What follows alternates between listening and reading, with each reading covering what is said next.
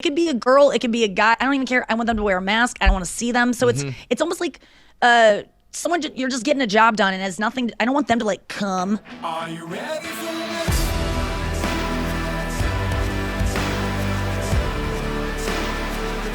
Are you ready for this?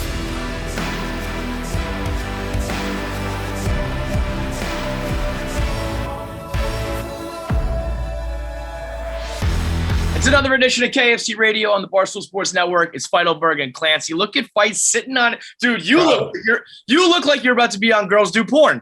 Bro, hang on 1 second. Like, I'm so centered right now. I look like I'm going to get fucked right in my ass. You look like John. Here's what we're going to do. Ready, John? So when did you first lose your virginity? Dude, do you want tell me what's the kinkiest thing you've ever done, and what do you think you're going to be doing here today? You look like you're about to do porn. Bro, it's actually crazy how centered I am. That was a total accident. Total accident. I am outside. I'm in Plymouth, Mass. I'm outside a fucking... Like I'm not anywhere nice. Oh my God, dude! Wait! Hold the camera there for a second. That is maybe the bleakest hotel view I've ever seen in my life. No, it's not, because mine yesterday was worse. Detroit, it was worse. Well, the hotel room does look nice, and it looks like you're about to earn $1,000 to $5,000 a day for a shoot, yep. And potentially have to do like some anal, even though you didn't really want to do it. That's always fun, though. Huh? It's always fun, though. Nothing better than a little surprise anal. You're on a double work trip right now. So Feitelberg, we're doing it over Zoom.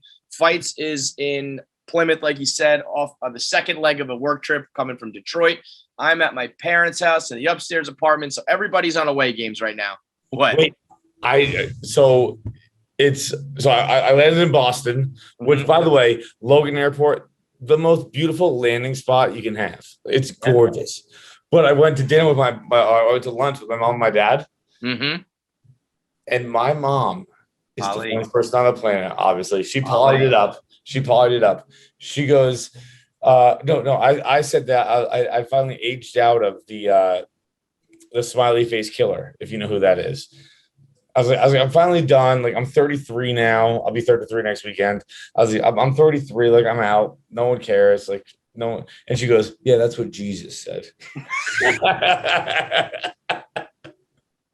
mean, 10 out of 10 line. Yep. 10 out of 10 line. Dude, that is, she just knows how to fucking suck the air out of a room, kill the mood, kill the vibe. I got to admit, you told me that story earlier, and as I hung up, I remembered I did a cameo for someone who turned 33, and I just went on and on about the massacre of Jesus Christ. I blacked out and was like talking about how like Jesus didn't think he was going to die when he was 33 and you might die. And I swear to God, I snapped out of it after like 2.5 minutes. And I was like, I'm sorry. Happy birthday, man. See you later. Like, what am I doing here? I'm talking about Jesus too much. It's crazy. Yeah. I don't think this is what they had in mind when they got a little fucking cameo birthday shout out. I was like, God, this is pathetic. Get me off of this fucking app. Goodbye.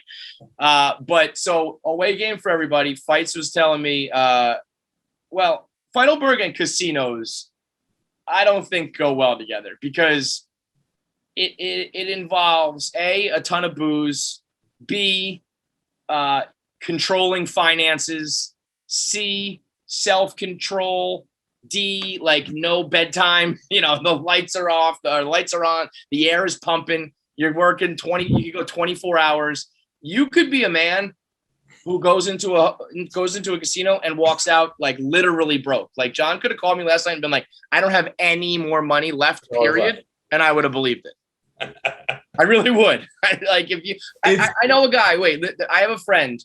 His younger brother is a wild man, and one night he was, I think it was either blackjack or craps, and he was up like $50K, and the guys who were with him were like, "Dude, like, wait, like, stop, just slow down. We got to think about this." He ended up calling his brother, who was like the older, wiser, like financial brother. And he was the one who knew how to get it out of there without paying taxes. Everybody cashes out. Like because I think you can go up to like $5,000 without taxes. So everybody took like $4,900 worth of chips. So he had this whole plan, but it was like What? What? Did you not know? No, I know it's $10,000, and it's because Polly does it. But when Polly was in control of my money, she would give me $9,999. There it is. It all comes full circle. My point was that you got it. You're the guy who you got to be like, stop. Call your older brother. Except it's not your older brother. It's Polly. It's my mother. Yeah. She'll send you $9,999, and she'll tear you down with a fucking line that cuts to your core. Nobody better than her, baby. Once you hit the 10, you're in trouble. But 9,999, good, fine. Now, what though, John, was her most important line of the weekend? Jesus Christ. I honestly don't know. It was not the Jesus Christ one, although a good guess. I know I texted it to you. I know it was earlier this morning. I just don't remember what it was. No. I don't think you texted it to me. I believe Casey texted it to me. Oh, yeah, fuck off. So Casey texted me about what Polly said about John's hair. Whoa, where'd you get that red hair? It's so red. Quote, it's so red. Now, she didn't say orange. It's blonde as hell. Like, let's be factual here. Can you see this hair? This hair is blonde. Bro. I mean, I guess we're just going to do this all summer. We're just going to keep having this fucking argument all goddamn summer. All right. I'm going to be honest. All right, fine. It's fucking done. We're doing this. I'm revealing the veil. I know what color my goddamn hair is. It's funny to argue about it, okay? I know what it is. I have mirrors. I can see what color my goddamn hair is. It's just funny to say it's blonde. I tell you, man, you get caught up in this life sometimes where I was like, in the beginning, I'm like, he knows it's orange. And then like 2 weeks in, I'm like, he knows it's orange. Like 4 weeks in, I was like, wait, does he know it's orange? Does he really think it's blonde? Now we're back. All right, we're back here on planet Earth. I know what color it is. I get it. I know what color it is. It's just funny to pretend I think it's blonde. Okay? No one who's listening to this tell anyone else that I think I know what it is. It's funny knowing how bad you wanted it to be blonde. You had your son in, and you thought you were going to look like Paul Walker. I know you said that to yourself. I know you said this summer I'm going to look like Paul Walker. I did. Yep, I know. Look like Paul Walker after the car crash. So you had yourself a weekend at the tables. Now, of course, this is all responsibly gambled because John has enough money to burn, and you just got rocked. I lost. So all right. So here's the deal with Barstool Sports. What up, Pete? What up, fucking Dave? We need to start. Like, we need a per diem. Because it's at least five, because work trips are usually like a free vacation. Not even a vacation, but just like a free weekend. Yeah, because it's all expenses paid. You get a corporate card. You can put your dinner on it. You can put your drinks on it. The whole nine. You can't put the blackjack tables on it, brother. Kevin, I'm down at least $3,000, right? And then, no, hang on. Okay. Oh man, I don't think I know how to do any of this. So I'm down at least $3,000. I lost that money. That's gone. Right. Mm-hmm. I also won $2,000. Okay. But I left those tickets on the fucking nightstand. So the cleaning lady, she's got those. Good for her. And then I also traded. Some kid came on to me, he goes, I love your Travis Scotts. I go, I hate them. They're so uncomfortable. So I gave him my Travis Scotts. So I'm down like $5,000 right now. Wait, okay. Hang the fuck on. There is so much to unpack there. First of all, you just left your winning tickets sitting on the nightstand. Left them. And I saw them. And I intentionally left them. I was like, fuck, I don't even want those. And it was $2,000 worth? It was a little over $2,000 probably, yeah. And that's, so you think that's just gone? You're not even gonna try to like call the front desk and be like, okay. And then you just gave someone your sneakers that you were wearing? Yeah, we traded.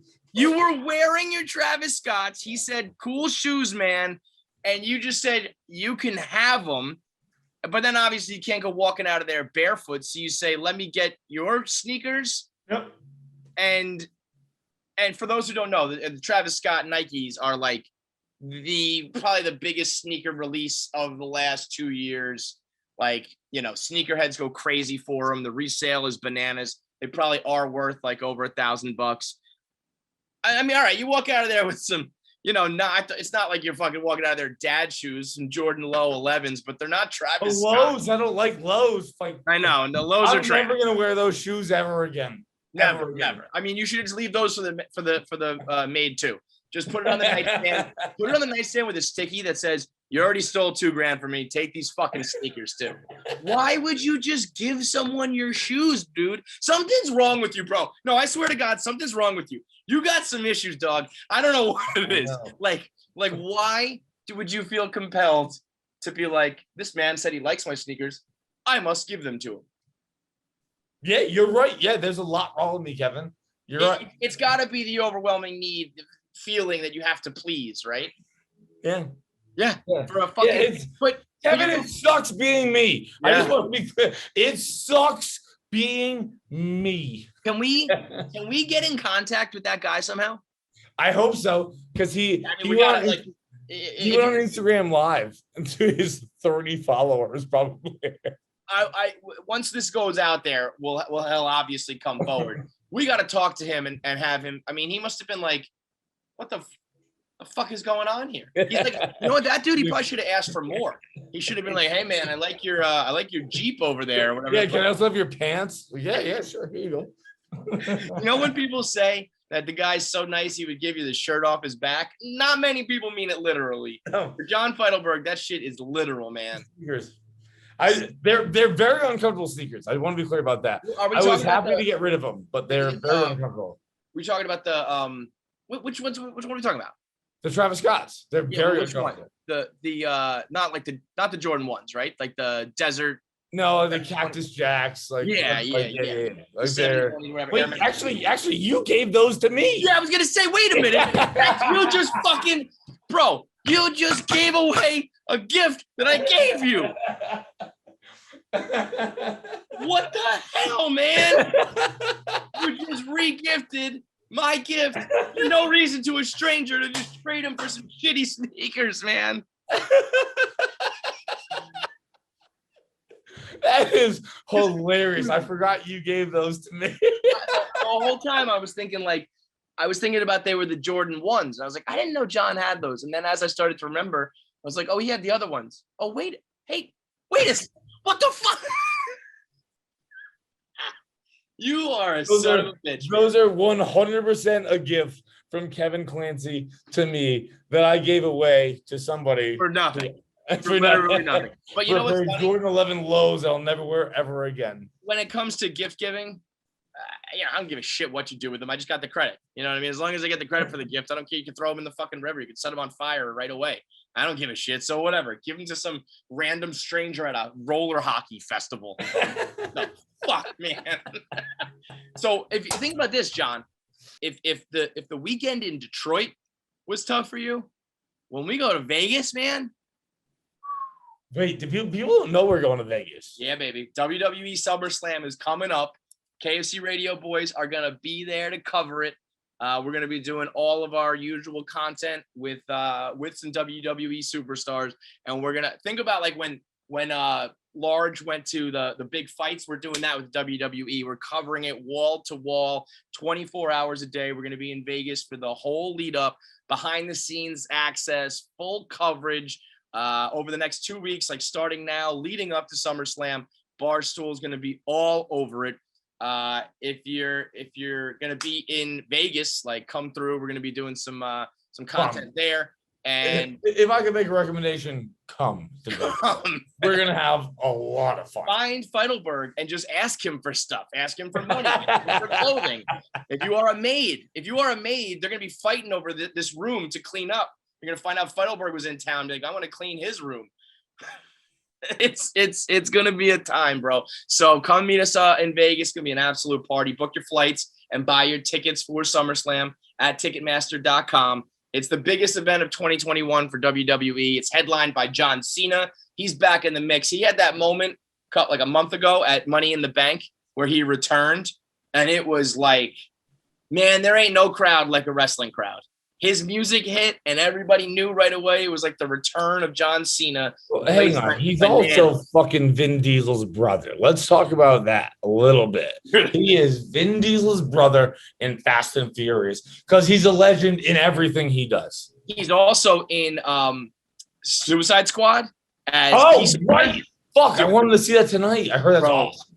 Peacemaker, Suicide Squad is the most gloriously stupid movie ever. It might be like your number one. It is so... Have you seen it? Yes, I watched it today. It is so amazingly dumb. I could not get enough of it. And John Cena is like the perfect dumb murderer role. He kills it. John Cena is one of the entertainers of a generation at this point. His movies, his fucking his wrestling. I mean, wrestlers are that way, man. The Rock, him, like it's yes, all of them. That's what WWE does, man. They churn out superstars, and he'll be fighting the WWE Universal Champion Roman Reigns. So if you're gonna be in Vegas, come through. If you're gonna be at home, SummerSlam streams live Saturday, August 21st at 8 p.m. on Peacock.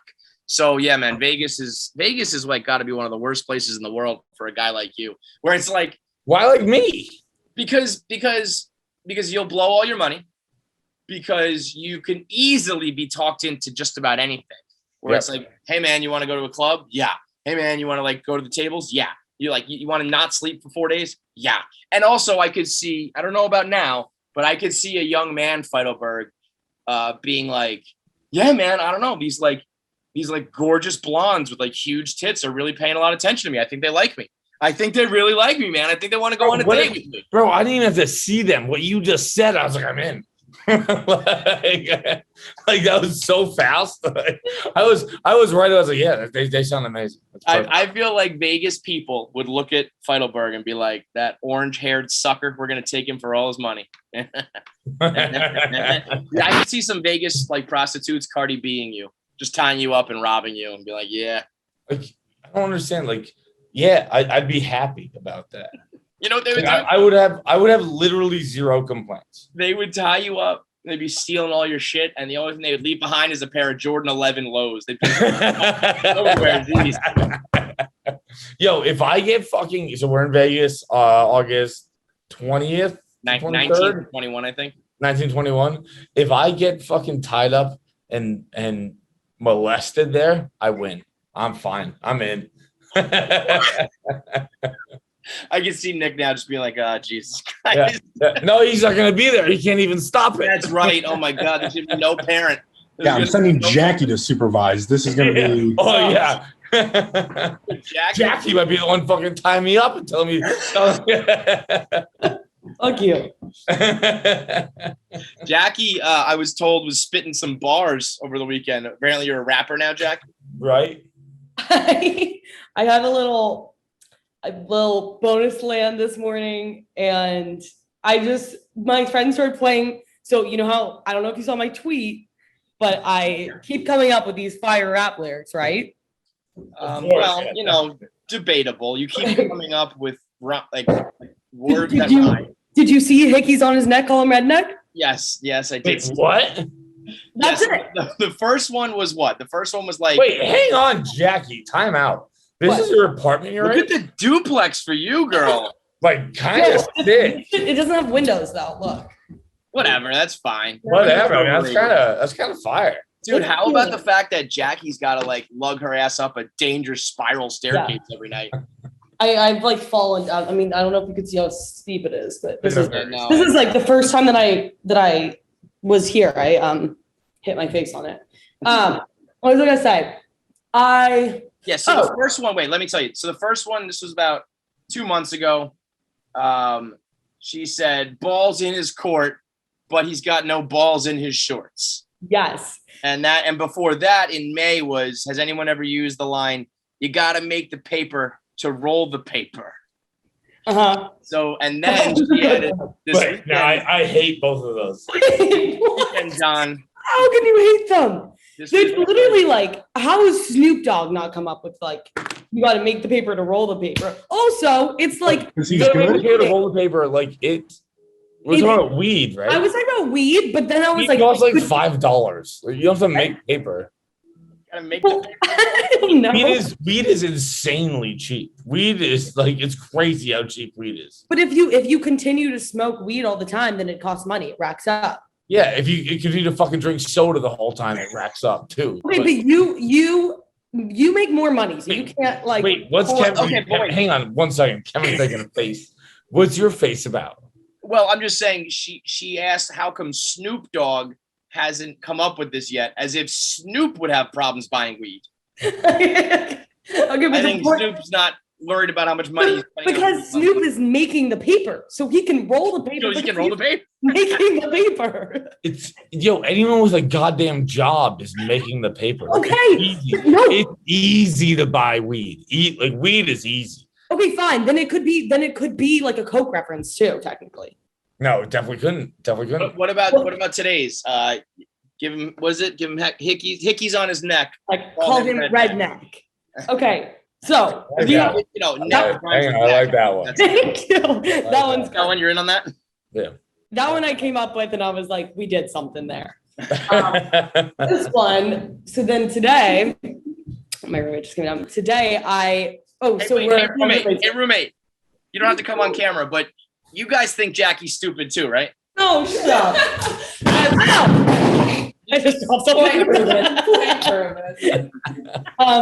she says no. Anyway, so she starts playing this I'll be quiet. because we're like, You asked me to play a beat. yeah, well, okay, I asked her to play this beat, and I was like, let's just see if I could do this. So then instantly, right from the get-go, I just spit this bar, and we both look at each other like, whoa, I just did something You there. said one word.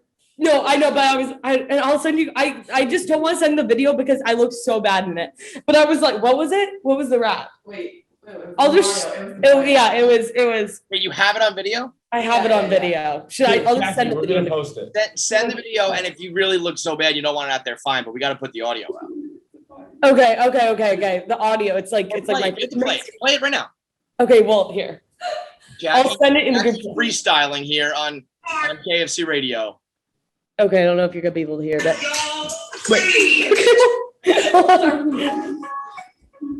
We going in, it's a party, y'all. Play me, just like Mario. Like what? No, I also edited it because the next part, she's not saying anything. No, you mumbled. Okay, but anyways, isn't that kind of good? Yeah, it was better than I thought it was gonna be. I thought you had like a whole rap. Okay, no, there was one verse, but that one verse still, like, admit it, you were kind of impressed. No, Did you- yeah, but Wait, what you I'm were impressed just, like, by was walking the fact back and that, like, forth. the beat was sick. But did you hear the lyrics though? We going in, it's a party, y'all. Play me just like Mario.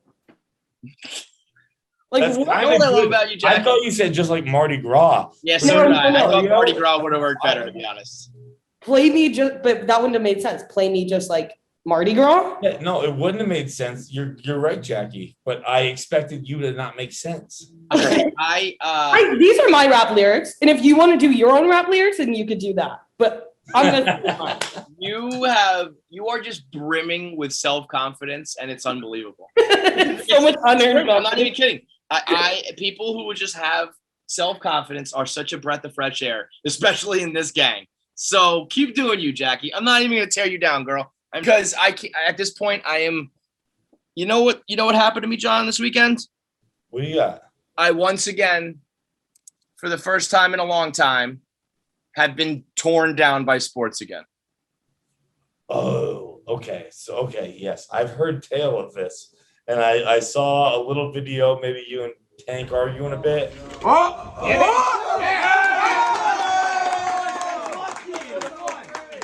You're still losing. The game isn't tied yet. They're not leading. Frank, I fucking can't stand you, dude. Say one good thing about the team one fucking time. You're still What's losing the to point last of place rooting for opponents. the team if you're Your not even opponents gonna can't root treat for a anyone ninth inning rally? What's even the fucking point, Frank? But that's the point. The Mets make these fucking miserable. What's even the fucking point? Mm-hmm. The Mets are not doing so well. Nah, they're not doing so well, John. That's a nice way to put it, John.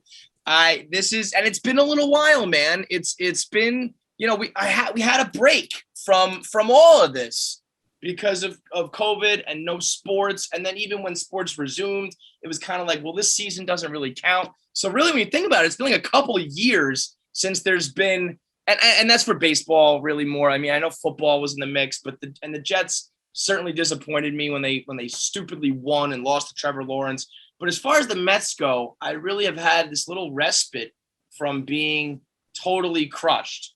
And now we're at the point where I think I got to sign up for BetterHelp again, because the Mets have just done it to me again. They've just sucked the life out of me. And it happened so fast that I'm going to head over to BetterHelp.com and I'm going to find a therapist on the internet, whether I want to text with them or talk to them over the phone or use a video chat.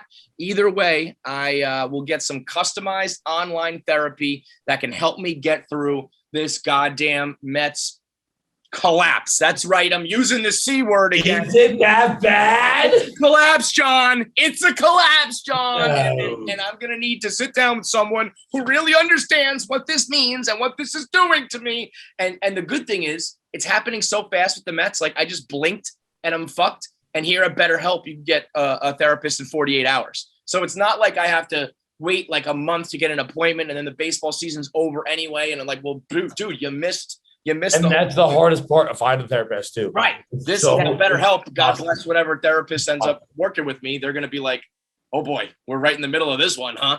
But they're going to help. You know, I love it says, like it'll help you figure out your stressors. Yeah, I think we know what my stressor is. I'm going to get unbiased feedback, which I'm going to need because they're going to be like, bro, you are mentally ill and you have the mind of a child who can't get over this fucking baseball team. And they're going to help me get through it. So if you are a Mets fan or any sports fanatic who's down in the dumps, or if you have any sort of mental issues, you can go to betterhelp.com/KFC and get 10% off your first month. That's BetterHelp.com/KFC. Get 10% off your first month. I'm not going to go into like too much of it because you can go listen to the ins and outs of it on We Gotta Believe with Clem and myself. But bro, like in the blink of an eye, they were up. Isn't that bad? Like, so you guys are done, right? Well, you're what? You're tied first place? No, John. No, you're down? We're down 2.5 games, John. Shut the fuck up. It went from 4 to 2.5. The Phillies swept us this weekend. It was like I didn't know that. I was, you know what? I actually I'll show you the receipts. I texted the group chat and I said, privately, I'm calling for a sweep. I didn't want to say it publicly. I've been rooting for my guys, but I was like, there's no way we win a game this weekend. And that's exactly what happened. And I knew that this team had some major issues with injuries and underperformance, but I still was like, we're up 4 games and we've been up 4 games. And there's just no reason to think that the Phillies are just going to become this awesome team. And guess what they did, John? They just became an awesome team. They won 8 of their last 10, and the Mets lost 8 of their last 10, and then poof, it's all gone. I might be a bigger Mets fan than you are right now, to be totally honest. Because you want Frank to be miserable? I want the Mets. Oh, wait, what'd you say? Because you want Frank to be, well. I just want you to be right. I don't care about. Yes. I'm with you, baby. You know, like I want you to be right. Frank is, and now I've got these motherfucking idiots who are coming at me saying Frank was right and you need to apologize to Frank. Frank is just the Max Kellerman of the Mets. He just screams every single night about a reason why they're going to be bad and a reason why they're going to lose. And he's wrong for 4 months. And then finally the Mets start playing bad. And what happens to them are things that like we knew had been happening and we knew were possible. It's not like he predicted some fucking thing that nobody saw coming. Frank Fleming is just, I mean, listen, the Mets have been out of it for 30 straight years. And if you just say it every year, you're quote unquote right. I guess so. Oh, we're talking cliff? Yeah, because one day Brady will fall off the cliff. And then they'll be like, I was right.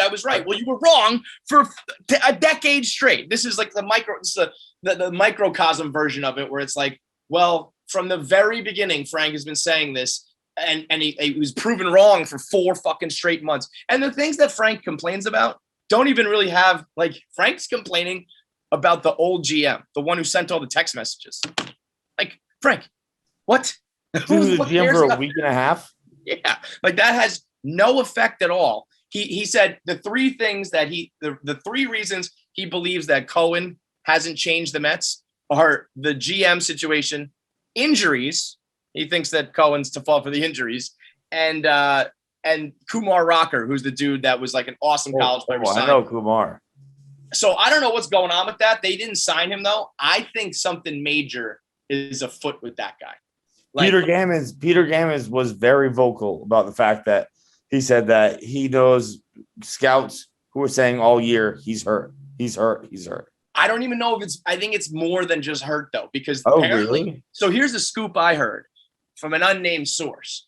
They said, if you think they were like, if I don't know if I can say, they were like, look at our draft the past few years. If you think we're afraid of injuries, because I guess they've signed guys who have had Tommy John and whatnot, leading people to like, meaning like it's not injuries, and they fully pulled their offer altogether. So I'm like, I don't know, man. That seems like there's something more going on there that's even beyond. But anyway, that's besides the point. The point here, John, is that, you know, I went through a collapse in 2007, and now this is the middle of the year. So maybe the Phillies blew their load too early. Maybe the Mets can get healthy and make a run. But boy, being back in a collapse mode, you know, it's like that's a young man's game. Dealing with that shit, you got to be young. You got to be able to like young man. Being a fan of a heart attacks are for young men, and that's it. It's like it's kind of like drinking and getting a hangover. It's like when I don't drink anymore because I'm like the hangovers are literally too much for me to handle. A collapse at the age of 36, 2 kids. I mean, you know what I mean? When I was the collapse of 2007, I was a child. I was a baby. I was like, I'm going to go out and party, try to get laid. I'll do all the fun stuff to counteract how bad this is over here. And now it's like, oh, good. The collapse is complete. I have to go put my kids to bed. Oh, the Mets aren't in first place anymore. And also it's time to cut a check for child support. Oh, the Mets blew a 4-game lead in the blink of an eye. I have to put a down payment on a house for a place that I'm not even going to live in, John. Oh, the Phillies are in first place and my Hyundai's breaking again. I mean, it's an ugly scene over here. I am down bad, John. Kevin, what you just with that rant is a 10 out of 10. 10 out of 10. That's so goddamn fucking funny. It's not even funny. That's so fucking funny. It's not funny. It is not, man. It's brutal, dude. I either need like the Mets to have a miraculous comeback, because how sweet would that be if I could just shove it in all the Fleming fans' faces and be right and have them be good. No, I'm rooting for the Mets harder than I'm rooting for the Red Sox. Yo, we're in the same boat, brother. We are in the same boat right now. You guys were a much better team and had a real shot at contending. The Mets were just going to hopefully beat out a shitty division. But we are right now in the same boat. And, you know, like here's what gives me solace. I'm thinking like the Red Sox could easily turn it back on. The Red Sox aren't in, but so then maybe the Mets can too. But I don't know. The Mets are way worse than the Red Sox. Probably not. Probably not. Probably not. But you know what I mean? And this is where the video you're talking about, John, me and Frank and a bunch of the boys were watching. Frank was so insufferable. Big T was next to me. And he goes, bro, I'm a Braves fan. I need the Mets to lose right now. And even I'm rooting for them to fucking win. Because Frank is just – John, the bases were loaded. The Mets were down 3. Dude gets a chopper infield single to score a run. The rally keeps going. We're now only down by 2. Frank goes, so what? We're not even tied yet. We're still losing. I'm like, bro, if you're literally not even going to cheer for scoring runs is good. Yeah, you're scoring runs in the bottom of the 9th with the bases loaded, and they ended up losing. So he's like, told you so. I'm like, yeah, I guess you were right, Frank, but you're literally rooting against the fucking team. Be happy. When you score runs, be happy. It's very easy. And this is, I'll leave it at this. Be happy. I'll leave it at this because I know KFC radio fans, you know, like I said, go listen to We Gotta Believe if you want to hear a real Mets talk. But people are like, how can you stay calm and positive about this? Because my thing too is if they end up sucking like the rest of the way, that this year wasn't their year to win the World Series anyway. It's part of a bigger picture, all that. But these fans say, how can you be so calm and positive? Because you used to be Mr. Negative. And I'm like, isn't that the point? Like, if I, Mr. Negative, can see the big picture here, and you're still being the Debbie Downer asshole, that should show you how fucking stupid you're being. Because even I can understand the big picture. So if I can, you can. You fucking assholes. You are 100, Kevin. Sometimes I disagree with you. It's pretty rare, but you are 100% right now. 100% Thank you. right. I'm about to be 100% right too when I demolish you in our top fives, because we're doing top 5 fast food meals. And it's brought to you by Nomad Goods. You got to get the goods. Like a high quality fast food meal is like a staple in your life. It's something that will just make your life that much better. And that's what Nomad Goods does. Nomad Goods takes everything you need from like wallets and electronics and accessories that just makes them high quality to make your life that much better. Leather accessories that are rugged and durable and almost fashionable. Like, you got very fashionable. Very right. The leather phone case is like you're walking around with like a piece of art. The brown leather credit card. It's like a wallet, but like one of the credit card wallets. Right. Yeah, I know what you mean. Very sleek. Everyone knows. And the most important thing, the charging cables are like they are thick. They're like army grade. Like, you're not going to get the little frayed corner where it's like, falling apart electronically. This has the extra protection, like metal cables along with it's like a rope almost. So they've got it all. You can charge your phone, have the phone case, have the leather wallet. We also got the leather Apple Watch wristbands. So it started as a Kickstarter back in 2012, and now it is a full-blown company that's making mobile accessories that not only look good, but perform good when you need them the most. So this was just a crew that was sick of like flimsy cable chargers that all fell apart, and they said, let's fucking fix that. So they started with that. They got double braided Kevlar up in their chargers, and then they just applied that to absolutely everything. So it's design and quality over everything else at Nomad. And right now, you can go to nomadgoods.com/KFC. That's nomadgoods.com/KFC and start living that nomad life. Top 5 fast food meals. I'm giving you one. I know for a fact I got one last time. So Okay. I'm going off the rip here. We just decided this a minute ago. I didn't do much research. So I'm just going to go with like good old Americana. And this is going to be, you're going to be wrong. You're going to be wrong. I was going to say, you're going to not like my pick. And that's because you're a dumb fat baby. And I also know that some people are going to get cute with it. And they're like, I know that people are going to be like, oh, dude, the number 7 at Zaxby's is the best. I'm like, you know what? Like, fuck you. All right. You know what I mean? I don't know all these regional places. So everyone's going to have some old thing. But I'm going with good old fucking fastball down the middle, timeless meal, the Big Mac meal at McDonald's. Give me a large with the large fries and the Sprite. Give me 2 all beef patties, little lettuce. Give me 2 beef patties, lettuce, sauce, pickles, cheese. 2 all beef patties, lettuce, sauce, pickles, cheese, something on a sesame seed bun, whatever that fucking shit is. I mean, that's a strong order. It's a strong order. It's got its own jingle, John. If your meal has a jingle, you know it's legit. The Big Mac meal, number 1. You're not like I thought you were gonna have a worse order. That's a good order. That's a good number 1. If you're taking one, that's a good one. You know what? I remember I used to just get like cheeseburgers when I was just a wee tot, John, when I was a young lad. And my dad used to get Big Macs. And because, they're kind of hard to the only thing I'll say the negative about is hard to eat, And as a kid, I was almost intimidated. And I watched my dad. He was like cupping it, holding it, and he, really chowed down. And I remember the day that I finally was like, I'm doing it. I'm becoming a man. Some people say when you get, your bar mitzvah, you're a man. Some people say when you lose your virginity. No, for me, it's when you eat your first Big Mac. It's some puberty shit. It is definitely some puberty shit. Like when I'm big enough to hold a fucking Big Mac, then I'm a man. 100%.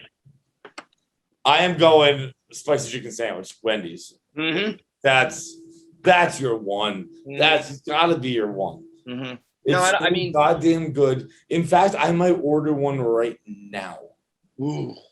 Like I might get one this very second. I'm lying. I'm not going to because I'm gonna get. There's a Chili's right next door, and I'm gonna go get some fucking some cheeseburger egg rolls right after this is done. Ooh. Yeah, baby. Yeah, buddy. Yeah, buddy. But the spicy chicken sandwiches it's unbeatable. It's unbeatable. Let me just look up real quick. Meals, if you will, whatever, like a Wendy's 10-piece nugget meal. That a meal? Kev, yeah, no, that works. You're wrong again.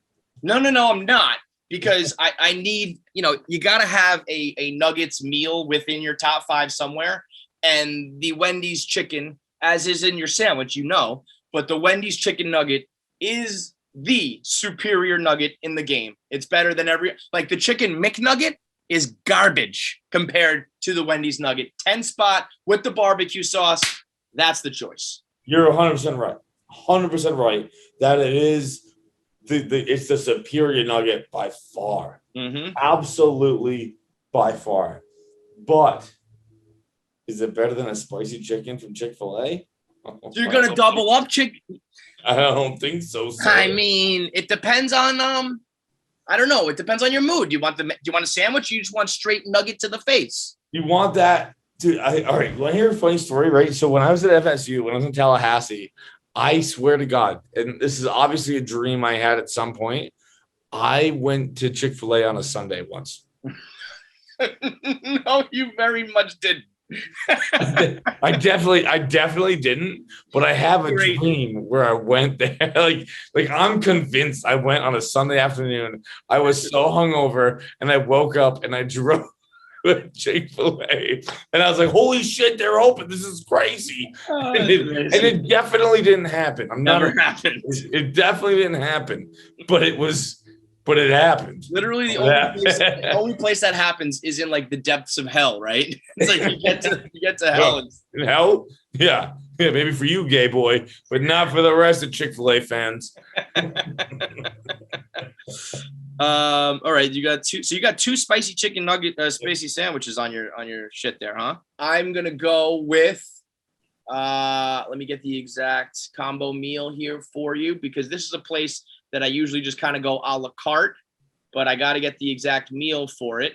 I'm going to go outside the bun. Think outside the bun, baby.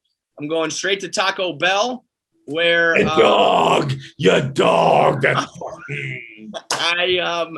I mean, I'm struggling to find a cheesy gordita meal, but whatever the fuck that one is. The cheesy gordita crunch meal is if you listen, Taco Bell has a lot of good stuff.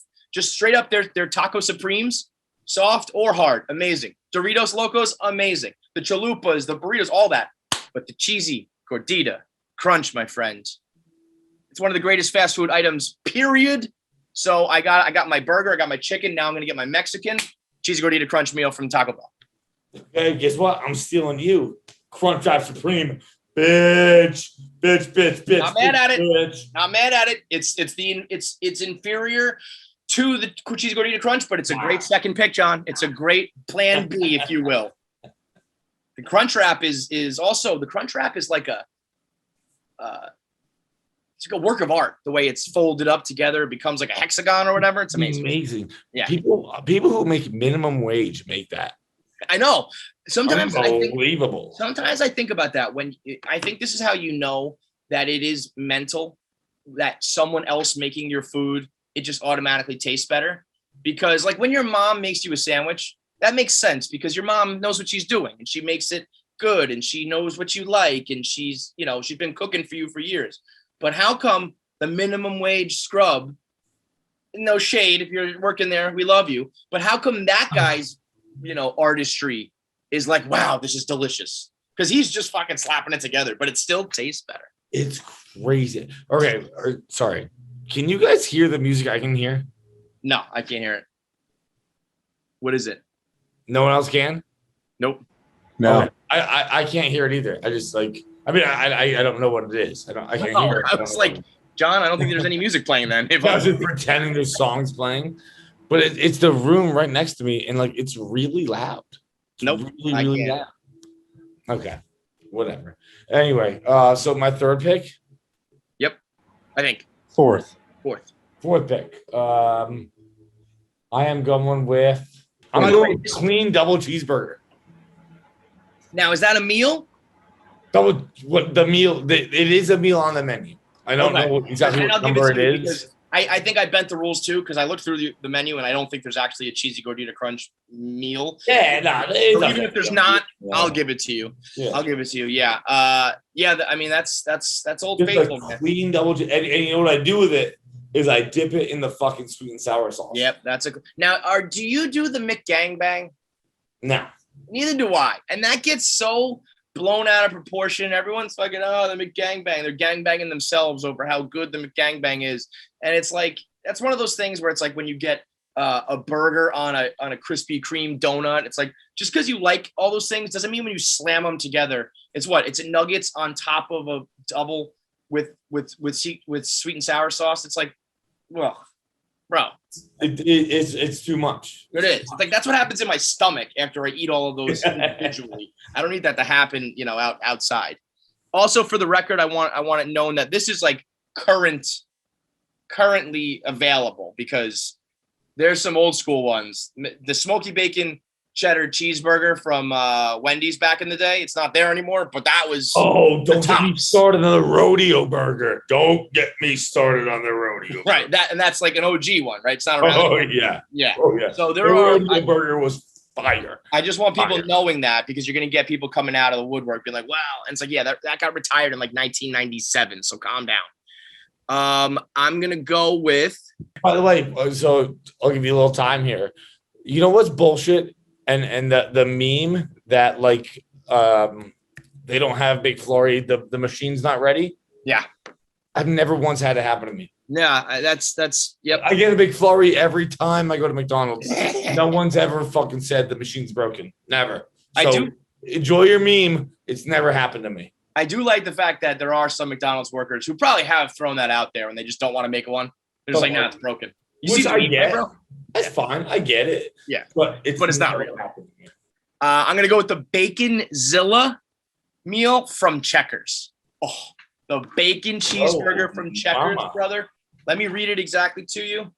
I actually think that in some instances, I just get a regular bacon cheeseburger because it's got 2 patties. And I'll be honest, I'm a little bit of a bitch and that's too much for me. But it's got 4 slices of crispy bacon, 2 slices of American cheese, melted cheddar cheese with the American cheese, and then a little ketchup and mayo combination with the spicy, they kind of have like Cajun fries.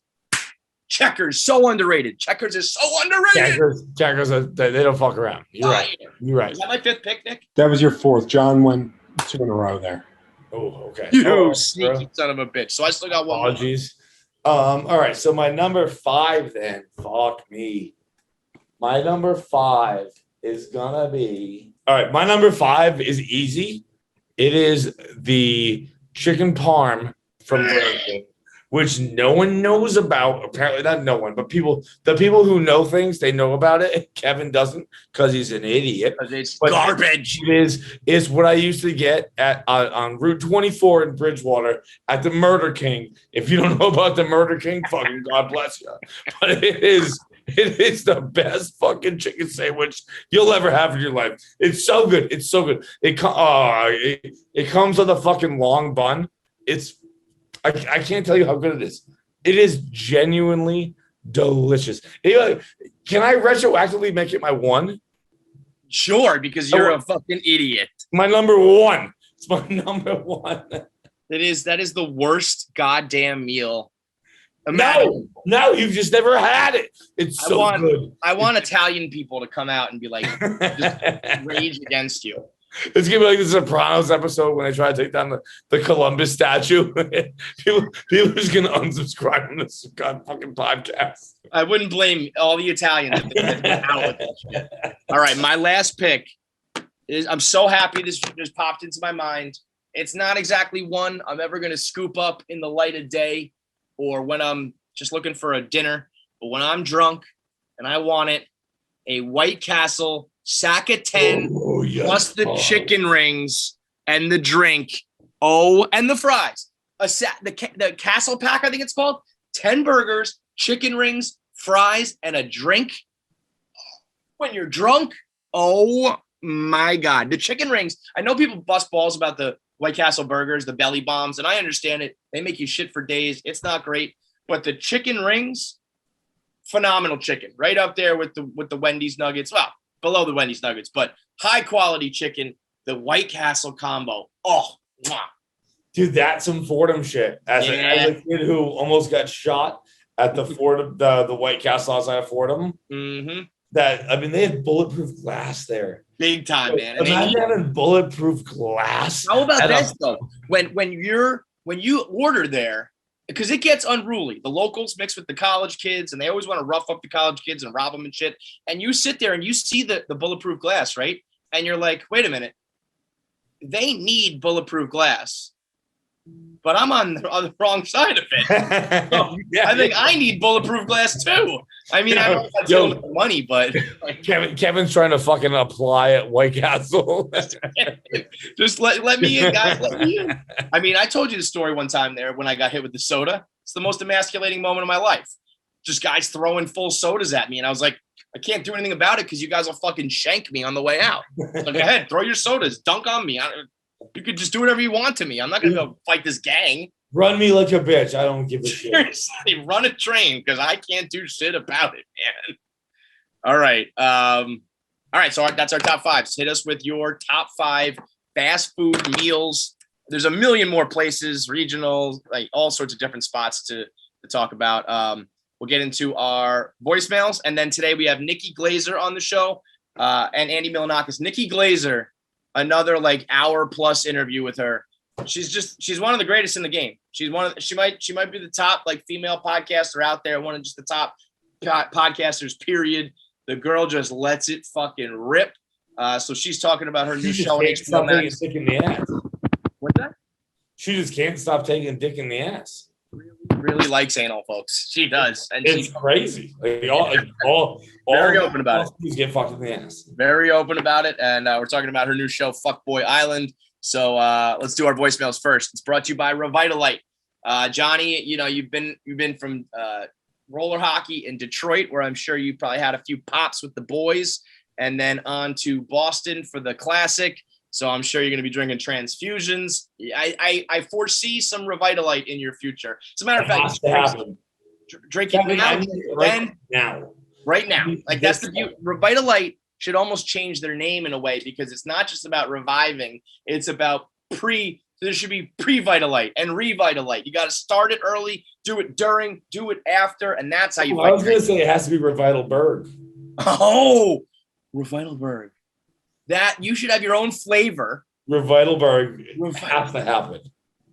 John, you do your best thinking when you're on your bender. I swear to God. Feitelberg is amazing, and it'll be like a sour patchy type flavor. Like you just mix a bunch of shit in there.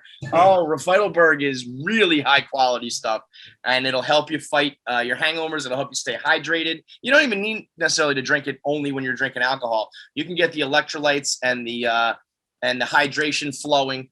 Especially when you get the Barstool Black Label, which is the blue flavor that we teamed up with them. So everybody knows when you're drinking these kind of drinks, blue is the go-to flavor. Barstool knew that. So the Black Label, it pairs perfectly with nightcaps and midnight snacks. You should drink beforehand, just get hydrated. I say use it as your mixer. Have a little vodka, Revitalite while you're drinking. Drink it before you go to bed, and then drink it the next morning when you wake up. That's 4 sessions of Revitalite, and you will stop that hangover before it even starts. And right now you can get it at the Barstool Sports store online So go to store.barstoolsports.com, buy your package, and then tweet at us or post on Instagram at Drink Revitalite. Show us your morning after stories and show us your bonus land material. So if you're drunk in the morning, bonus land us and show your Revitalite.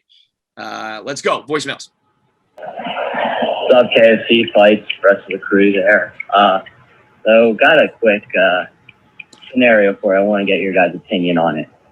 So after me and my girlfriend broke up, therapist telling me, reflecting on the relationship, and one of the red flags I saw was that when I would go visit her parents, her mom had this ability to just see someone type in the passcode on the phone and memorize it. So if we're sitting around a table and she has a question, she doesn't have her phone, she's grabbing the nearest phone, logging on, going on the internet, and just searching whatever she has to find the answer for. So I'm sure you guys can understand that sometimes not everything gets cleared from the internet. So my concern is we got into a fight because my girlfriend would tell me, or ex-girlfriend, she would tell me that, you need to clear your history after whatever you're done. Like, well, that's asking for a lot. So with that, do you think that's absolutely psychotic behavior? Just her mom grabbing my phone to look up, how to make a recipe, using my phone, and all of a sudden there's spit roast gangbang on my phone right there. Is that psychotic behavior? Let me know your answer. Thanks. Yeah, man. Listen, we've been saying it for a long time. Your phone is now like an extension of you. It's like part of your brain, part of your heart, part of your soul. It's like if you wouldn't go digging through my pockets and you wouldn't go putting your hands down my pants and you wouldn't be digging into my brain and my thoughts, then you can't dig through my fucking phone. It is right. Kid's 100% right. I think the fact that the second, if you ever want to look through someone's phone, break up. It's over. And now this is the mother, so it's not like it's the girlfriend, but like, yeah, first of all, what is this whole like she can just see everyone's passcode and memorize it? Like, what is she, Jason fucking Bourne?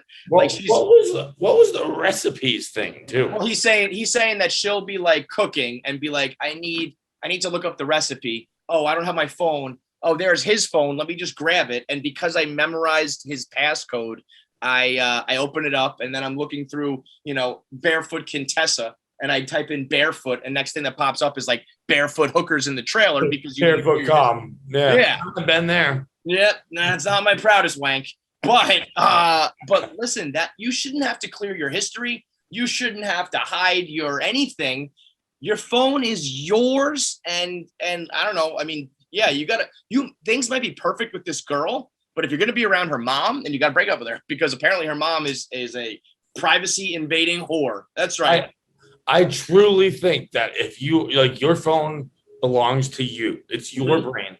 We said it earlier, we've said it a million times. It is an extension of me. Mm-hmm. It's my brain. You are not allowed inside my brain. Mm-hmm. So why would you be allowed inside my phone? It makes no fucking sense. And that's why I honestly think that you shouldn't be able to even like casually use someone else's phone, because then it opens up a can of worms for when it's something, if I just say to you like, oh shoot, my phone's dead, John, can I like use your phone to order food? It's like, well, yeah, I don't want to be an asshole, but if we were dating and then it's like, now I can't say no to you because then that's a red flag. But if I say yes, then you're on there and you know the passcode. And then next time you try to use it, the passcode's been changed. And you're like, well, why'd you change the passcode? It's like, well, if you just didn't go on there in the first place, we wouldn't even have this issue. So this should just be one person and one person only. It should almost be like you can't use it unless you're me. Like beyond the fingerprint, beyond the eye scan, there should be some way where it only opens for you, because then it doesn't open a can of worms down the road. And guess what? If you're a good person, when someone's on their phone, you immediately look away. Yeah. I don't want to know. The second someone takes their phone out, my eyes bang, ceiling. I don't want to see your passcode I don't want to see the pictures you're scrolling through. Show me the picture you want to show me, And that's it. I'm not going to watch you fucking flip through because guess what? There's going to be pictures there that you don't want me to see. So I don't look at anything until you hit me and go, hey, this is the one I want you to see. Fine, that one I'll look at. But aside from that, your phone is your business and not mine. That's why, I mean, you know, we're talking about all this, like, the new technology that Musk and Bezos is doing where it's like installed into your brain. And I know that's creepy and scary and people don't want that, but I'm like, fuck it, let's do it. Because then only me, then it's only in my brain. You can only get in here when it's mine. Yeah, you should do the Dana Beers double tap. Yeah. That's how you open your phone. The only way is when you brain scan. All right, next up. Hey, KFC fights. Nick, Jackie, rest of the crew going on there. Quick hypothetical for you. So let's just say classic movie trope. You know, for example, KFC. Let's say there's an evil clone of fights that comes into your reality. So there's two exactly even Feitelbergs in front of you. And you have a gun, and you don't know which one is the real fights, and you don't know which one is the bad fights. What is the one question you ask fights to say which one is the real one? Only the real fights would be able to answer this question. Then you ask the question. What is that question that you ask fights so that he can tell you that he's the real one instead of the Yeah, we get it. Yeah, I get it. First of all, I want to say one thing real quick. Are we still pretending my hair is red? This is so blonde.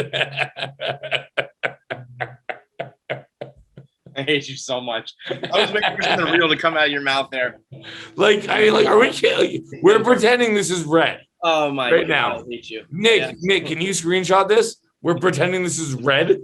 Yeah, on no planet, on 0 planets. This is a great question. That is awesome for couples and best friends and stuff where you really got to find something that you guys and only you guys know.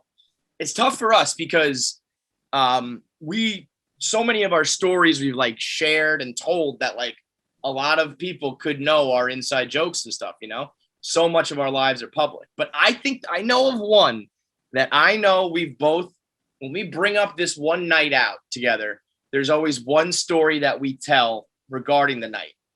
And I think that I don't think your clone would know it. I don't think the public would really know it as much. Okay, I have 2. One of them I wasn't even there for. It's a story involving you, but I wasn't there for it. Okay. It's when you went to Vegas your first time. Uh-huh. And you're in the car. Uh-huh. And they're like, what's your name? Or what? I actually don't just anything about that trip. I don't have an exact story, but you with the fucking what's his name, Waffle or whatever. Waffle. I was with Waffles McButter. I think I know the story. I think I know the story you're talking about. This Waffles McButter was his name back when Bro Bible tried to compete with us, and he told some story about the commenters, and he was like, "I don't fucking let the commenters bother me, bro." He goes, "What do you say?" He goes, "I don't let them beat me at life. I'll fucking tell them that they should die of cancer." And I said something like, "Yeah, bro, well, if you tell them that, I think they are beating you at life." And the whole car was like, "Oh, shit." And it was super awkward because it was we were all supposed to be blogging buddies on a Vegas trip. And I just ethered this guy. And everyone was like, "You just got dunked on." I was like, "Oh, yikes. Get me a lot of time." How about this, though, John? If I said to you, what story did RA tell us at the Christmas party Celtics box? Which one, Kevin? Which one? There's one though. We're talking about his fucking. Well, actually, there are 2. So there are 2 I have. Really? But okay, so maybe I'm wrong then, because I think it's 1. I think the one is when he got his vasectomy. Yes. Okay. Good. Yes. Yeah. What's the second one that even compares? Yeah, when he told fucking Maurice that he looks like Bill Russell. Bill Russell. Mo looks nothing like Bill Russell. He's just a tall black guy. He's just a tall black guy in Boston. So RA was like, "That's the same." That is funny. But the vasectomy, I mean, it was like, "Hey, how are you? I'm Brian. They call me RA." So I was getting my dick snipped, and it was like I had Bro, he had pictures. He had pictures, Kevin. He showed us. He showed us pictures. I just remember anytime I brought up, people said like, "Oh, do you do Christmas parties at Barstool?" And I would bring up that we went to the Celtics game and got a box. And then both of us at times have been like, and then RA told me it was a vasectomy. So I think that's the only thing that both you and I would have known for sure. But we'll have to think of that. And that's a good one for the listeners.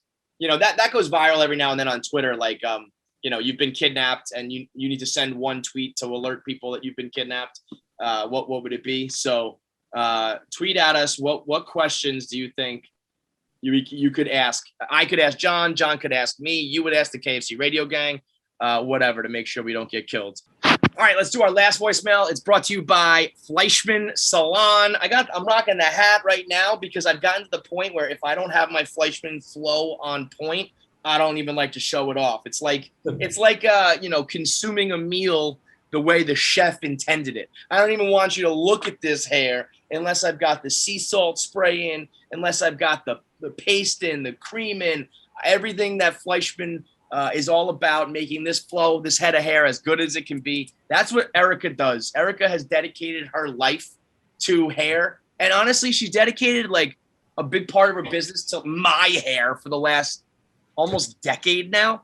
So the girl has been grooming my hair like she's like the dog groomer. Like I'm growing this out like I'm a golden doodle. And your hair looks great right now, Kevin. I'll be honest with you. Yeah, all right. Then I'm gonna take the hat off. It's not nearly as blonde as mine. Mine is. Oh my God! I walked right into that one. God damn it. Ugh. But yeah, you know what? It actually, I was gonna say I can't take the hat off, but if you watch it on YouTube. Oh, look at this! Look at this little curl. Yeah, no, it looks very nice. It's very nice. And I mean, that's what she does, though. It's not just when you get a haircut. It's not just when, you know, you walk out of the barbershop, your hair looks good for a day and then it's gone. You walk out of the salon at Fleischman, shit looks good for weeks. You use the shampoo and conditioner the next day and you put all the product in. It looks like you just went to the salon. The Fleischman is the best way I can endorse it. The Fleischman hair products make it look like every single day you just went to the salon, and that's the best endorsement you can get. And also, you don't have to go shopping. You don't have to, you know, how many times are you like, oh, fuck, I'm out of shampoo. You're using like hand soap to wash your hair. Not anymore, because it just gets mailed right to you. Make sure you have the hair gummies. The hair gummies help your hair grow, keeps the hair that you have, keeps it shiny, thick, and full. So you can get the shampoo and conditioner, the gummies to keep it long and fresh, the sea salt spray to give it some grit so that's not all floppy, and then you use the hair paste or cream to put it all together. You use the promo code KFC, you get 20% off. You bundle the products together, you get an additional 15. So you can get the Boys of Summer bundle, which is just the paste and the spray, or you can get the We Got You Covered, which is everything. You can order a la carte. You can get them delivered at whatever frequency you want. And Fleischman has got you covered for all things hair. It's FLEISCHMAN salon.com. Use promo code KFC to get 20% off and check out the bundles to get extra savings. Last one. Let's go. What's up, KFC Fights? Jackie, Nick, anyone else who's there. Driving right now, and I just had a quick hypothetical. If you had to choose the best athlete from each state to face off in an all-out brawl, basically like a Hunger Games. So, like, for example, the country would go into purge mode, and you could see LeBron representing Ohio or, you know, Akron, and then Tom Brady representing Tampa Bay. So my question is, which state would win, and who would you pick to represent you for your state? Choose wisely, because the state that wins, their leader has to make the decisions for the rest of the country, so they can't just be some jerk off. Viva. All right, that's a great question. It is a great question. Not represent Tampa Bay. Yeah, I mean, that's he needs to clarify whether he means hometown. Hometown. It's hometown. Hometown. Okay. So like okay. So then Brady would be California, and Brady, you know what's crazy about this is Tom Brady would not be your selection. Who would it be? I don't know, but I just know there are people who are more athletic from California. Yeah. If you're because we're talking about a Hunger Games fight, right? We're not talking about an athletic competition. Okay. Yeah, okay. So then in that case, yeah, Tom Brady's like well at the bottom of the list. You know, you might just pick is like Russell Westbrook from California or something? Just some like Yep. Yeah, 6'8". he's from LA. Yeah. Is he? Yeah. Okay. I mean, that if I'm doing California, I'm probably taking Westbrook because as far as sheer athleticism goes, forget about it. New York. Question. New What'd you York. say? Huh? What'd you say? Sorry. I'm just trying to think of who would be for New York. Oh, New York. Who would you do for Massachusetts? Is there one that jumps out? Bro, there's no one athletic from Massachusetts. Oh, I got it. Brooklyn, New York, Iron Mike Tyson. Forget it. No, that story I told on the rundown the other day, but that story about the locks thinking about stabbing Mike Tyson is one of the that was Mike Tyson was flirting with Eve. Not flirting. He was harassing. Yeah, he was flirting, taking it too far to the point that Jadakiss, Styles, and Sheik were like, we're gonna have to fucking like stab this guy. 3 like tough dudes from the streets were like, all right, we'll sacrifice you distract him, you get the knife, all to try to kill one guy.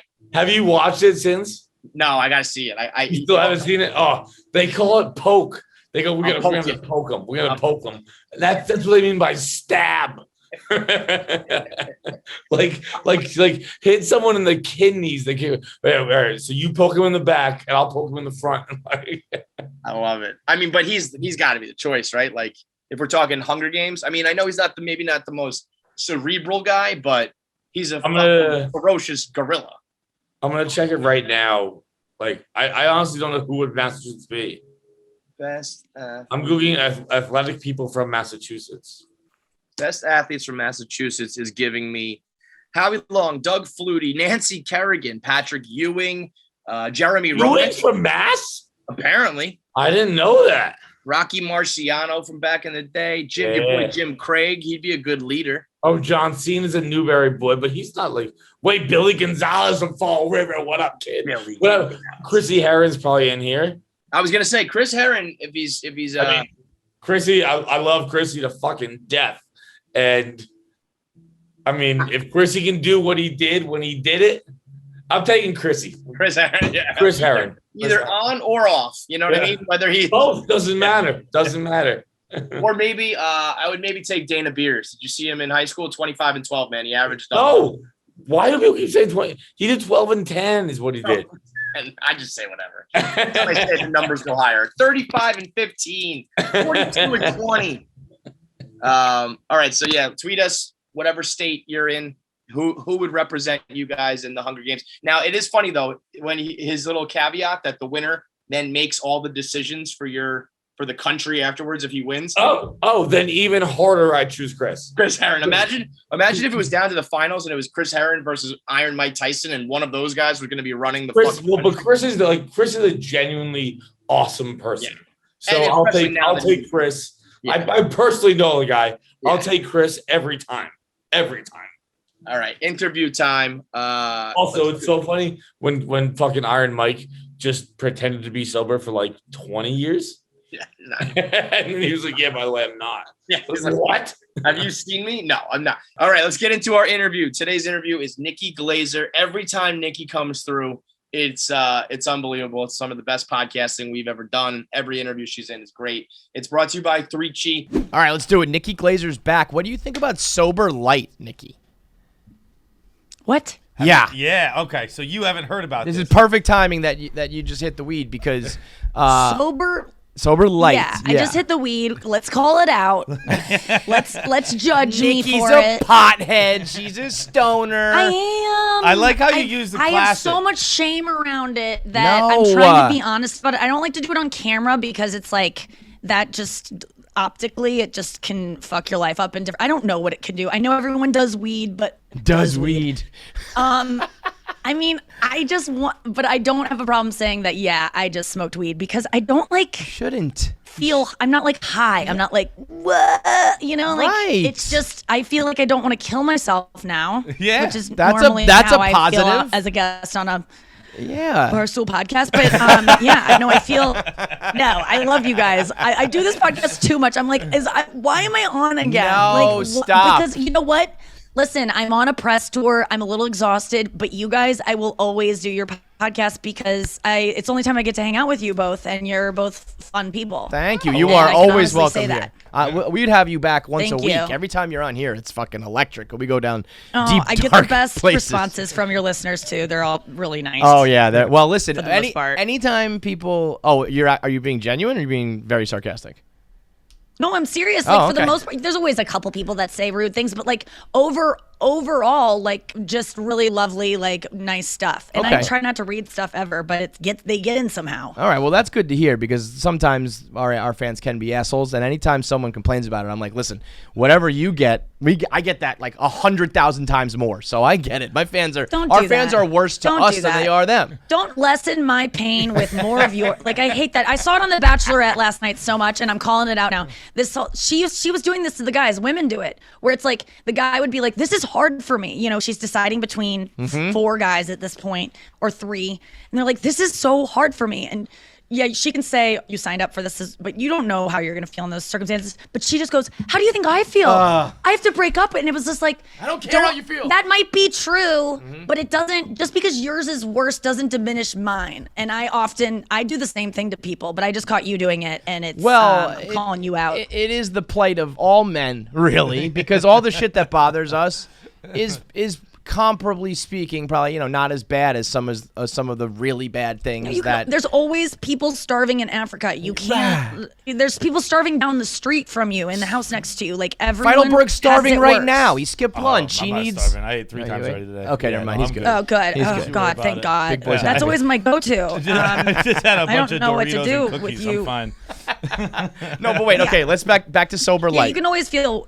someone's always doing worse. Right. So Sober Light was an interview with The Weeknd.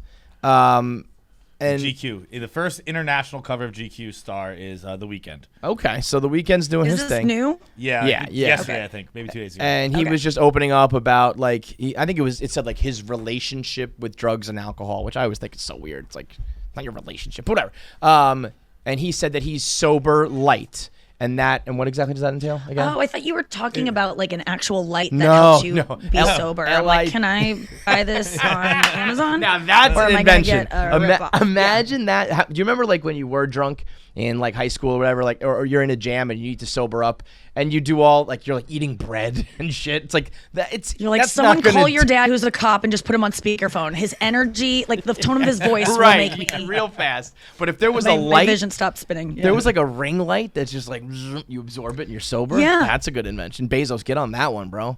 It's so hard to sober up when you are like the room is spinning and you know so badly that you want to make it stop. And that's why people drive with the one hand. They're like smart enough to try to fix it. One hand over their eye. Does that like? 'Cause that does have you ever fix it. seen Double? Like I've never seen Double. I don't think. I've seen a lot Yeah, of cross. because I'm an alcoholic. I've seen double. Well, I mean, look.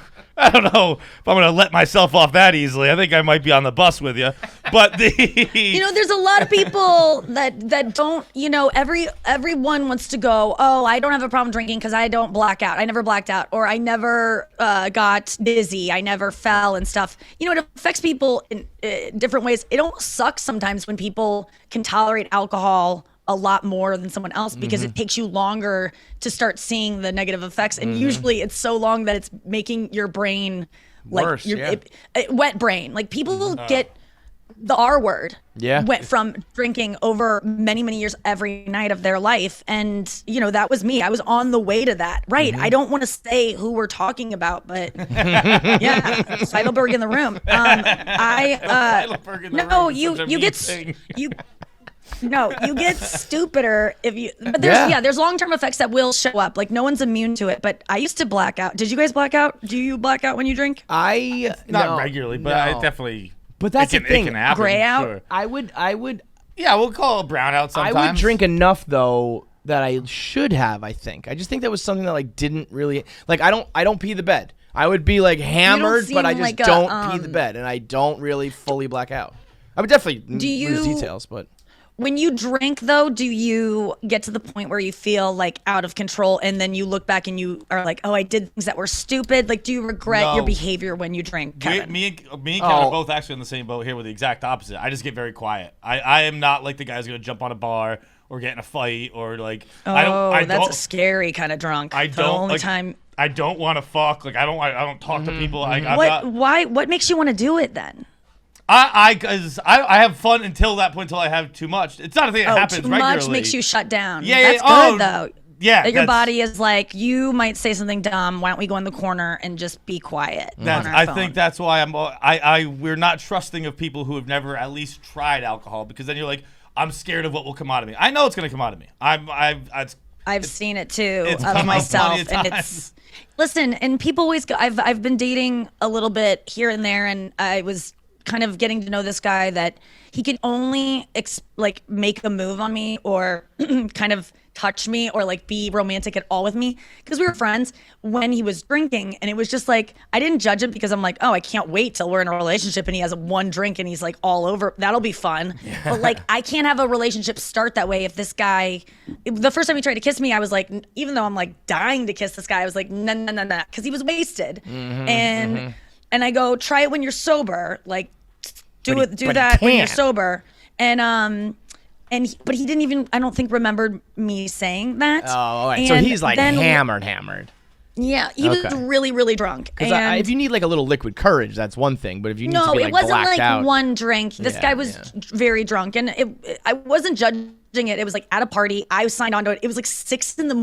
in a pool. Like we had stayed up way late. Like he should have tried to kiss me. I was like hanging on his raft. We were talking about how we almost kissed one time before. The stage was set to kiss. There was nothing foolish about his move, but I just need the first kiss to be coming from a guy who's like knows what he's doing fully. Because the thing is, and I'm so glad I made that choice, because later on that guy, when we were hanging out, and I think he was one drink in, he was able to kind of like talk about what happened that night, even though I don't even care. I used to drink a lot, so I know that like, it wasn't embarrassing, and nothing he did was embarrassing, whatever. So he brings it up one drink in, he gets enough courage to like talk about it, and he goes, remember when I accidentally, remember when I tried to accidentally kiss you at that party? And I go, that is why I didn't kiss you. Because if we would have kissed and then I would expect something, maybe us to kiss again when we were sober, you would have said it was an accident. Even though when I turned you away for that kiss initially, you said that, I go, you're drunk. And you said, I tell the truth when I'm drunk. So which is it? Which is it? Do you tell the truth when you're drunk? And this person's a good person. Like, I actually really like him. And I was the same way of like, is the stuff that I do when I'm wasted what I really want to do? It's the eternal question, right? Drunk mind, sober heart? Or is it like your demons coming out? It can be both. Yeah. But also what alcohol does, sorry, just to complete my point, what alcohol does is it makes you stupider. That's what alcohol does. That's the poison alcohol to your brain. It just puts you on a trajectory of stupider as the night goes on. So when you think of alcohol, this is the book I used to quit drinking. And one of the arguments was like, oh, it makes me feel brave and social. And I say things that I like was scared to say.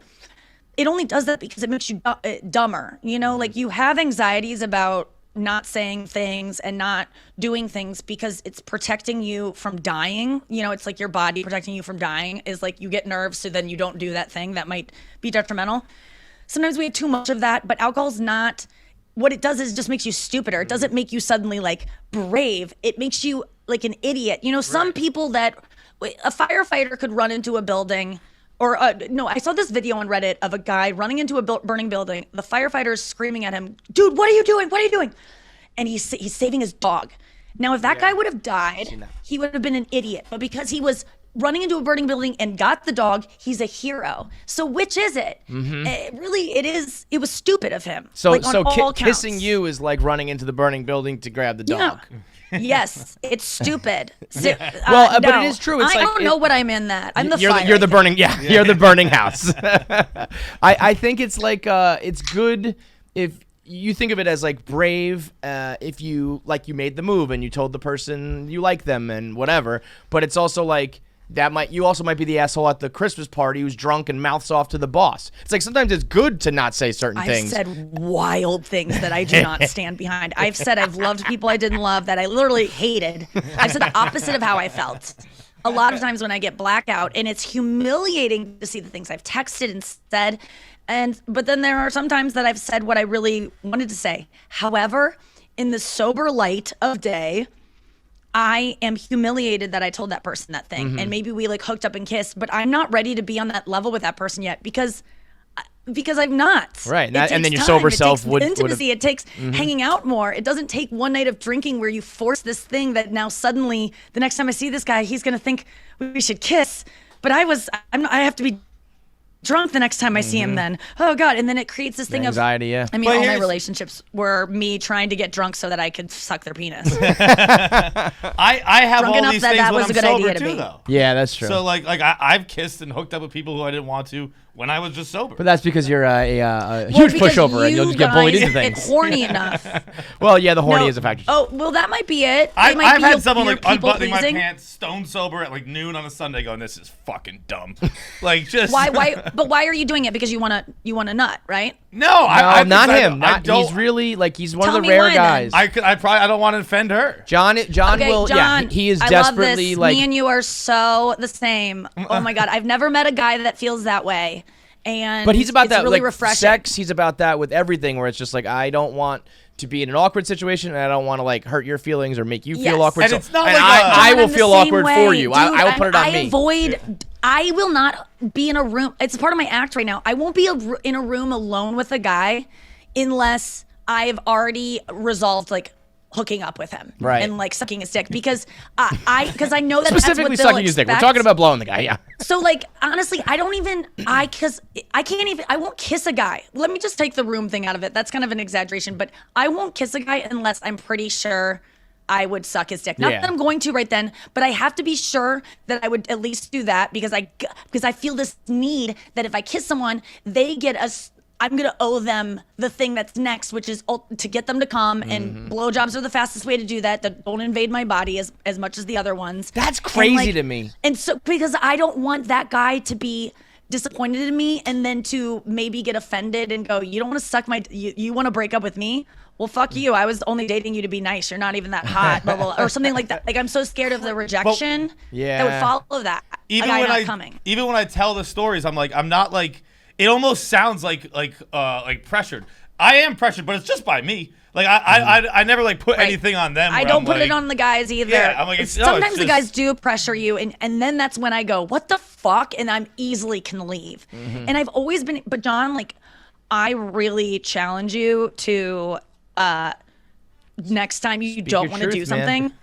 Just literally, just because it's so hard. I had to start doing it because what I started feeling, and this is really like sad to admit, but when I started having sober sex and was more present for it and realizing I had to have sober sex with people because I already started relationships where we had drunk sex all the time. So eventually you're going to eventually have sober sex.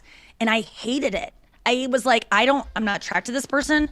I like this person as a friend, but this is not hot to me at all. And I started to feel like when it would continue, I was like, I'm raping myself with this guy. Jesus. Like I'm betraying the person in me that says I don't want this because I'm scared of the reaction. And it felt like then I would get mad at myself. And at one point I remember this guy, we were like hooking up. He's like my boyfriend. And I just was disgusted by him for whatever reason. Like nothing gross about him. Like it just was an energy. I was just like over it. And I just stopped him and I said, get out of me. That's all I could say, which is the worst way to say it. Oh my God. If somebody said that to me, I would probably cry on the spot. Get out of me. I know. He was very upset and I probably owe him an apology because it had nothing to do with him. It was like, I was just so scared of how much he loved me that it made me sick because I hated myself so much that he disgusted me in that way. Like he was too gentle and like nurturing and loving. You are intense, This was me in girl. 2000.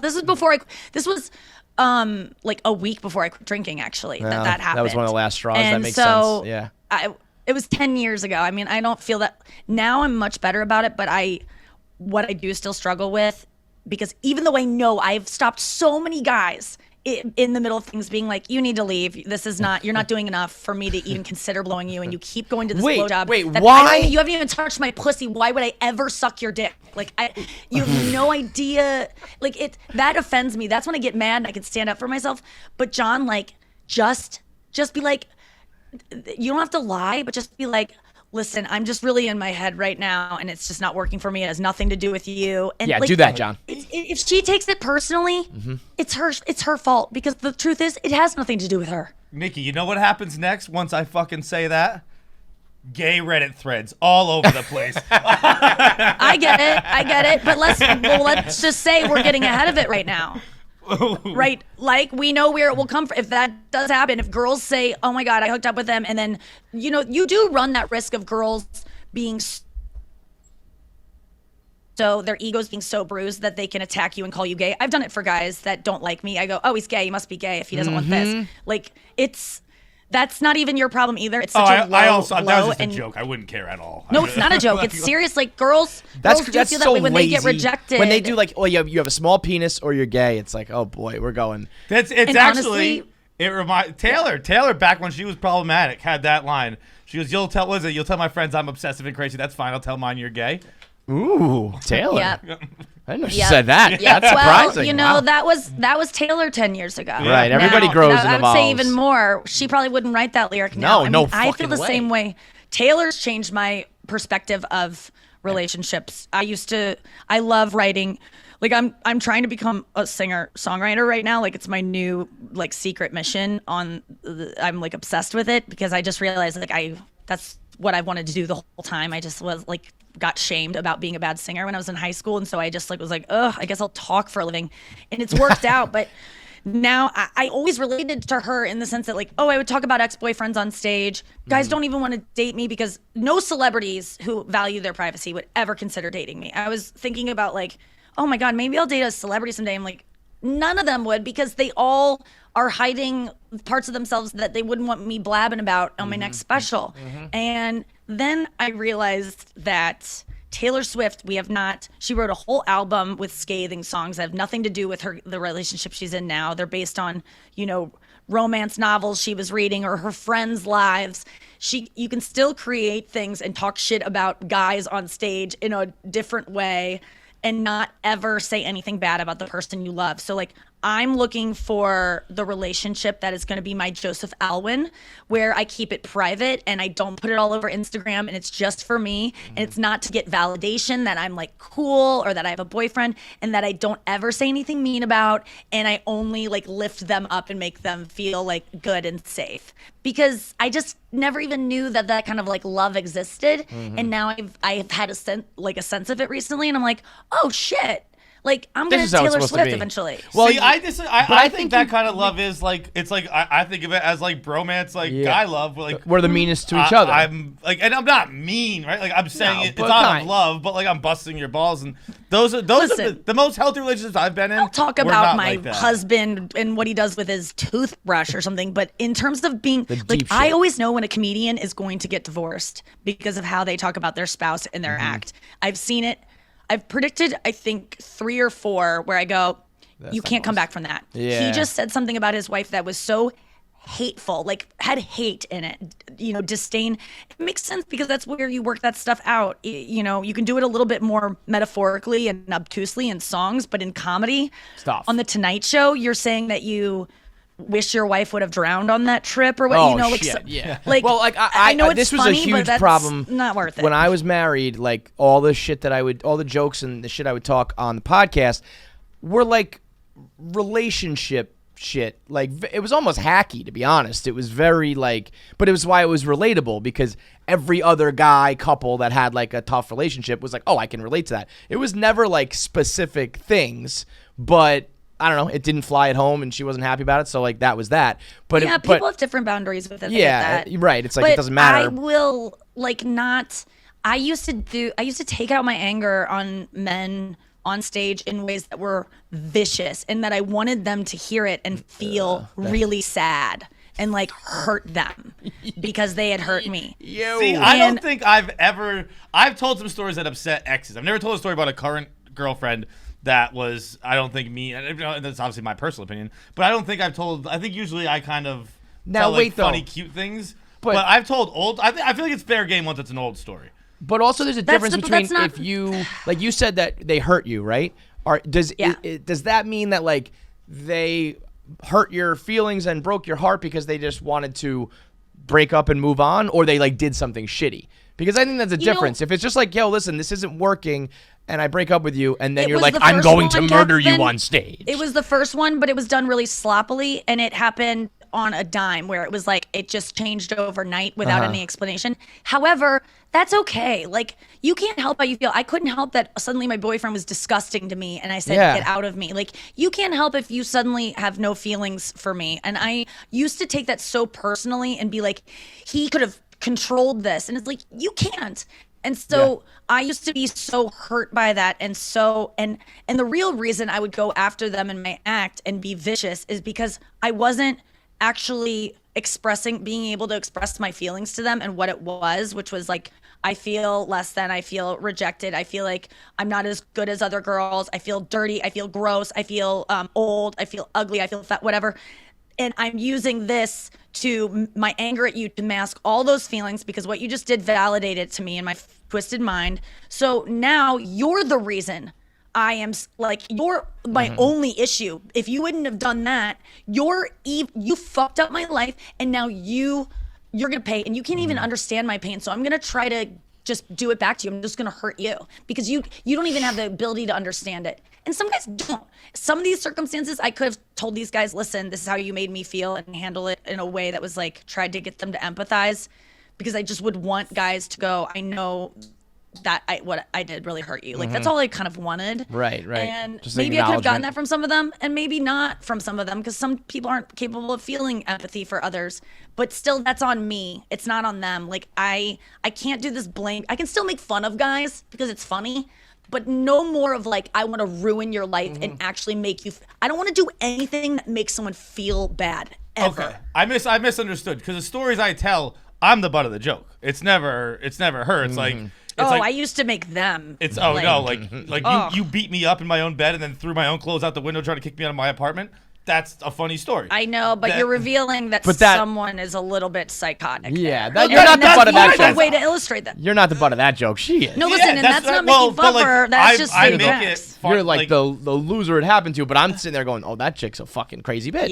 Yeah. There's safe ways to go about it where you don't look like a bully. I've done it so many times. I wasn't a bully. I was unconscious in bed. No, you're not a bully. I'm saying that on stage. This is my story to tell as a victim, Nikki. No, a lot of guys don't like to talk shit about women on stage because they go, I have a male friend who does stand up, and he's always saying, you could do that joke. I can't, because you're a woman. And I'm like, yes, you could. The thing is, like, if you come at it from a human perspective of like, if you've been mistreated or abused by a woman, no woman is going to begrudge you being a little mad about that. I mean, like, and if they do, they're so wrong. Like, well, I just feel like men shouldn't have their feelings shut off. That's the last thing we want, is men's feelings shut off. But yeah, I know, but we like I think that's a little bit lazy to be like, you could tell a joke, I can't. But there's stuff, or anytime you're talking about race, sex, whatever, where it's like, could you imagine if a white person said that? But sometimes that's my new goal. Is I do a joke anytime someone says you can't talk about that. I'm going in. I can talk about anything. The thing, I won't say the N-word ever. I could talk about the N-word because I could have my opinions as a dumb white privileged girl. That's a perspective on the N-word, even if it's invalid. Stupid one or a wrong it's still one, a perspective. Yeah, I can talk about it. I have a right to talk about whatever the fuck I want. I hate. And do I want to hear myself talk about that in a word? No. Am I going to? Probably not. But you can't tell me I can't talk about something when especially because it's never happened to you, or because you don't know someone with it. Whereas when you are able, as a comedian, to go on stage, you can talk about anything. If you're like, and I can say this because my brother's autistic, or I can say this because I was raped. I called it on stage the other day. I was doing a rape chunk, and I go, by the way, I wasn't raped. So if any of you are like I realize like it makes it a little bit weirder to listen to this, to me make jokes in the subject of rape when I haven't been raped. But also think about the fact that if I told you I'd been raped, you would be happy. You'd go, "Oh, she's been raped. Okay, oh good. Yeah, I'm that's glad she's now been we're raped, so we yeah, can enjoy right, this." right. So why do That's I need pretty to have been twisted. raped for you to have this information that I'm going to give you? I know facts about rape that maybe rape victims don't know because I haven't been raped. I've been able to read this stuff and not be triggered by it. Like I might have something to say about rape even if I haven't been raped or molested. I also feel that's like what bothers me. You come across, if you listen to a lot of your stuff or the appearances you make or your act, you come across as pretty like well read, pretty well informed. I read a third of every book I ever. I don't read but that's any more. That's more than that's pretty much like 1/3 more than most people read. So like you. So many nonfiction books, it's just repeating the same thing and telling these stories that the author puts in. I'm just like, I don't want to read a foreword. Who picks up a book and then goes, I actually want to read 20 pages from someone who didn't write this book. Right. No, I hate that. I'll read I a know foreword this guy before a cares map, about a though. lot. Read a forward format. Dude, I was trying to read Iceland's Bell. It's a Icelandic satire tale. First page is a map of all the cities you're gonna know. I don't need I'm that. Out. Yeah. I'm out of here. Oh, if I need too a many key J's to- and V's and Z's. I actually tried without to vowels. read it anyway, and then I got to chapter 2, and they don't give you the half-page break on each side. It just goes right into chapter 2. No, I was like, how I've dare earned a you. break, and that's it. If I We don't get a love little a break. How much do you love when you're approaching the end of a chapter and like even when you were assigned it for like school, you would have to read like chapter 11 through like 60, and then you get to page 60 and it would be one sentence, and you're like, that's more like till 59, baby. That would be the break was solid. Or how about I'm about to fast forward 2 pages. I'm about to read 2 pages and a half page. Unbelievable. Chapters are a motherfucker too, though. When it was like you have to read, 3 chapters tonight, and like chapter 2 is 6 pages, and out of nowhere, chapter 3 is like 39 pages. Like, whoa, what the that's fuck some was bullshit. that about? I hated that. That's why I read on my phone and I make the font as big as possible because then I It feels just like you read read more. little, Yep. and then I go little. Like it's not so I can't see the future and how much I have to read. And I it like goes that. by You don't know. so how- much yeah, faster. that's how you should live life. You don't know like what's next. Just right now, you're living in the present. I live with in your the big present, font. like on the page I'm on now. I try to at least. So everything we talked about, kind of, and the guys and the girls, it all kind of boils down to if you are a fuckboy or not a fuckboy or a fuck girl, because those Does. exist too. And that's the new show out now. Which, first of all, I love that you're FBOY Island. doing. You've been on a tear, hosting award shows and now TV shows on top of all the comedy. I feel like you kind of had like your big year. I don't know. You've been around for a while doing a lot of successful shit, but I feel like this is one of your more like prolific times because you're putting out so much stuff. And following the pandemic, where for all of 2020 I lived with my parents in St. Louis. I'm still living in St. Louis. To have these opportunities, it's been pretty sweet. I hope it's as like if this is as good as it gets, I am fine. Yeah, I really I would be loved okay Simone with that. Biles not like doing the Olympics because it taught me like how many more golds do you need? Like I've had so many gold medals in terms of my career where I'm like, I nailed that thing that was very hard to achieve and took me a million years to even get to the point where I was considered for it, and then I got it. Like FBOY Island is one of my gold medals. It's like, can I just have this many? And like, do I have to keep getting new ones? She also taught me the ability to, like, if Simone fucking Biles can train for 4 years, come back, and then essentially cancel a show. It's kind of what she did. If she can just say, never mind, I'm like, I'm sick or I'm tired or whatever. And I'm like, but I can't miss my podcast. Like if Simone Biles could just choose to miss the Olympics, or if Bieber can cancel a world tour, you can That's skip, what I'm talking about, whatever Kevin. it is, Yes. So you can turn that down, You can cancel things. Yes. I it's the best to cancel. love that you said that because you have the same thing I do. I mean, I think we all three have it of just like you have to keep working because people might forget who you are. Yeah, and you might big time. not be able to prove that you're good enough and keep up with everyone else. And her dropping out of that was, or just her essentially canceling a show, even though she'd worked so hard. It's like sometimes you can cancel. Like I'm kind of getting overwhelmed with my life right now, and I was like, at what point do I pull a Simone Biles and drop out? And I was talking to my parents, and they were like, "You gave your word. You have to do the shows you give your word to." And I go, "Well, when I get asked to add a second show in Charleston 6 months out, I don't know that I'm going to be." That F-Boy is going to be a success, and I might be shooting a new season. I don't know that this show I pitched might get picked up or not. And then you get to 6 months, and all of those things are happening, plus a bunch of other shit. Then you don't really maybe want to do a second show in Charleston. And sometimes people might need to understand that. No, you got to do it. Well, guess what? Maybe that show in Charleston is the one show that makes me hit the wall and I kill myself.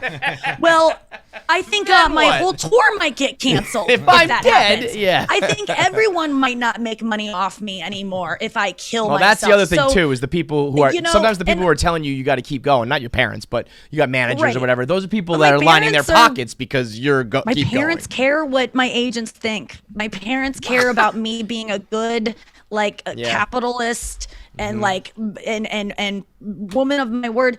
And I'm not gonna but I see my depression on a continuum of the stage.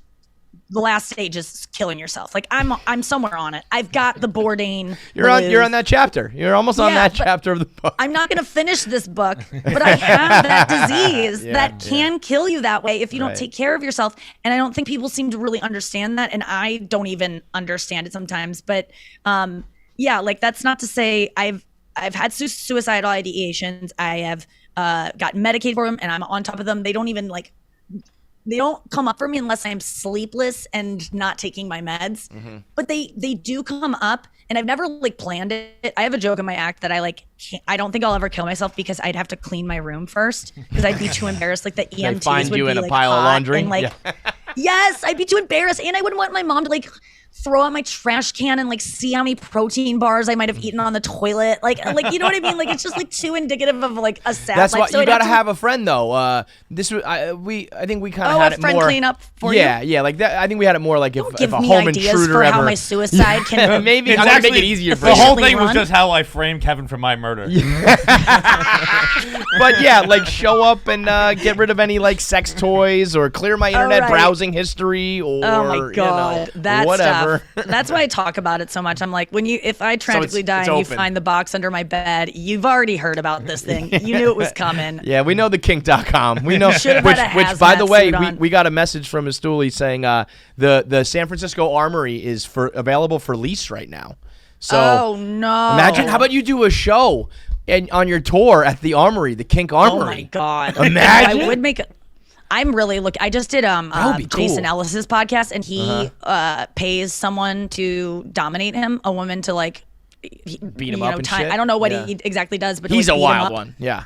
Yeah, he's awesome and so open and bisexual, and we were talking about all this stuff, but I was like, yeah, I would. I'm about to pay someone to do it. I don't know To do it, or you want to do it to them?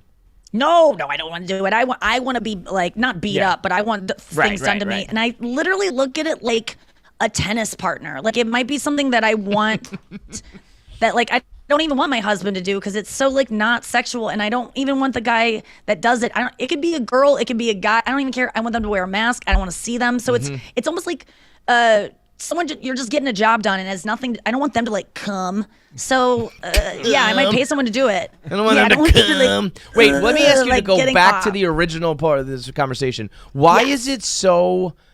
Why do you think blowjobs are so much less than less than? I think you said invasive, but I think at least if you're given good head, it's you gotta work at it, and it's a mess, and you don't really it derive doesn't get any. you pregnant. It doesn't. There are give some benefits, yes. But HPV as much. Actually, it as does. Shout out Michael Douglas. You can get that in your mouth for sure. No, it's because when a penis goes in your vagina, you have feelings for a person that you don't want to feel because your brain thinks you're making a baby. It's your body you does. Think so? Things, you think biologically? Yeah, it's 100% true. I don't let guys in my vagina unless I think that they are. But all right, okay, would fine. marry So me. when you go down on a guy for that reason, I'm not ready to have sex with you to put it in, but I'll blow you. Are you given a good blowjob, or are you just nah? I mean, I was just hooking up with someone, and I wasn't letting them fuck me in the puss, and we just had all anal and oral. That's all we did. Like every day, we were hooking up and I was like, this is a lot of anal sex. And I was kind of, I was like judging myself about it. Like I was like, oh my What god, is that about? You're like the listen, kid. They're like the girl in hold high school on. who says I'm a virgin, even though she's getting fucked in the ass every day. Because it's not because I don't. Because first of all, I don't even need something. Because that guy hasn't earned fucking me in the pussy yet. That is for my husband. This Sorry, is so and I know- backwards. That's the it's opposite for of what me. everybody says. It's not for him. It's not me trying to control him. It's for me. It means something to me. I know, but it just makes sense to me. I don't want they can finger me in that hole. They can put other stuff in there, but no But dick. okay, but even anal. Let's say like some people enjoy it, and so you're getting like a pleasure out of it. You get nothing out of giving head. Maybe you have like a fantasy about it, so you enjoy it, but it's not like it physically Right. stimulates I your agree mouth. with you. Yes, So now you're doing work, and you're a mess, and he's still getting really what he wants, and that's somehow like less of a. That's what I'm thing. saying. I know that your girls always say this. They go, but I like it better in my vagina than sucking a dick, and I get that, and it feels so much better. But it doesn't. Just because it feels good doesn't mean that it's going to be right for you in the long run. I have learned that when I fuck a guy too soon that doesn't love me, I end up feeling sad. I get more attached to them than I would if I would have just sucked his dick. And it's just something I want to say. And how amazing will a penis in you feel if it's something that you haven't done with this person until you finally know that they're like sticking around and you can trust them. Yeah. Sex will be so much better. You've never even had sex. Like I've never had sex like that. That's why I'm experimenting with this, is to like that the time that I finally do will be so like magical and like it will be based on love and trust and not just like this feels the best. Of course it feels the best. But not to, I mean, I like anal just as much. But the thing is, here's where you can get pleasure, girls, if you don't want a penis in your vagina. Let him stick a dildo in there. Let him put a vibrator in there. Finger you. Like, There's a the lot of hole shit is not you off can do. limits. Yeah. It's his mouth. It's not off limits. It's just don't put his dick in there, because you got to save one thing. And I know, and a lot of people would tell me, I honestly think that I got attached to this person a little bit sexually, despite this like holding off my puss, because anal sex to me is like so fucking good that I think it's like the same oxytocin. It's like even more so. So I think it actually is maybe worse for me. I just have to like kind of know my body. But then technically you're not withholding. Well, I guess in his mind maybe he is. I don't know. I know like, that if I you love are really vaginal enjoying sex, it, so and I that am. You're okay. I'm staving myself off from something that I do want. So, But it you're means not. that He's not though. He feels like he's conquered whatever. I got the mouth. I got her ass. It's not. This guy is dying He wants to the fuck puss. me. I guess it's kind Oh of my like whatever you God. hold back, right? Like if I have you, never in my life experienced the amount of attention, love, and like intense desire that I have from this guy, because I won't let him in my vagina. And it's not, that wasn't even an intention. I'm not doing it to like get that out of him. It's almost made me scared to ever let someone in, because it's this person I have like dabbled with before and has been in my vagina before, years before. oh wow, that's why he's really going. He's like, what the fuck? I've already been in there. And I keep saying to him, I go, why are you so obsessed? You've been there before. You've been there so many times. Like, I just Yo, can't when have I that go to here a bar now. I like, I want to keep going back. If you listen, if you told me then right you now should I have kept can't it go to. around before. If you tell me right now that I The can't. pandemic took it down. What No, job no, did no, it no, do? no. The pandemic didn't take it away from you. The reason that you didn't like keep going back to that bar when it was available was because you took it for granted and you didn't understand how special it was. And the bar let you in too soon without you earning to be able to go in that bar, because that bar is so special. You gotta go in there and treat it with respect. Yeah, I had a good fake ID though. You gotta give me a Yelp Sneaked your review. way Oh, in. But I just want to say that to end my like crazy statement about anal sex, because people always just think that's all I talk about. But I was having it a lot hooking up with this guy because I wasn't doing the other stuff. And it used to be a thing I would only do in a relationship for like special occasions, or like when we felt like really kinky or whatever, like once a month. And this was becoming every day. And I'm like, I feel whorish about this. Like, I feel like there's something thrilling about that, but it also feels like this is a little too much. Not that my asshole's gonna like prolapse or something. It's not like that at all because I know my asshole. I've shit things that are like bigger than the biggest dick you've ever seen. So shut up about your asshole's gonna just like drop poop everywhere because you get fucked twice in it. Like stop. So what I want to say though is, as a woman, you're supposed to feel dirty if you're having. My friends have been like, you have anal sex every day. And I'm like, dude, every day for like 2 weeks. Like I don't even know. Like, is that weird? And they go, I mean, like, oh, I can't believe. Everyone just goes, ugh, that I tell it to, and even me. And then I go, wait a second. What do gay men in active sex relationships? Right. They're having anal sex every day, and we're not going every day. What a whore! It's just the way you do it. It's like shitting. Like literally, when you shit, that's like a big shit is the size of an average dick. So you're getting dicks up your ass. I can't tell if just as Nikki's much as gonna I be am. Turning on male listeners or turning them off. I don't know. It's all over the place. I'm just making good sense. I remember reading, and this is obviously an extreme version. This is not just regular anal sex.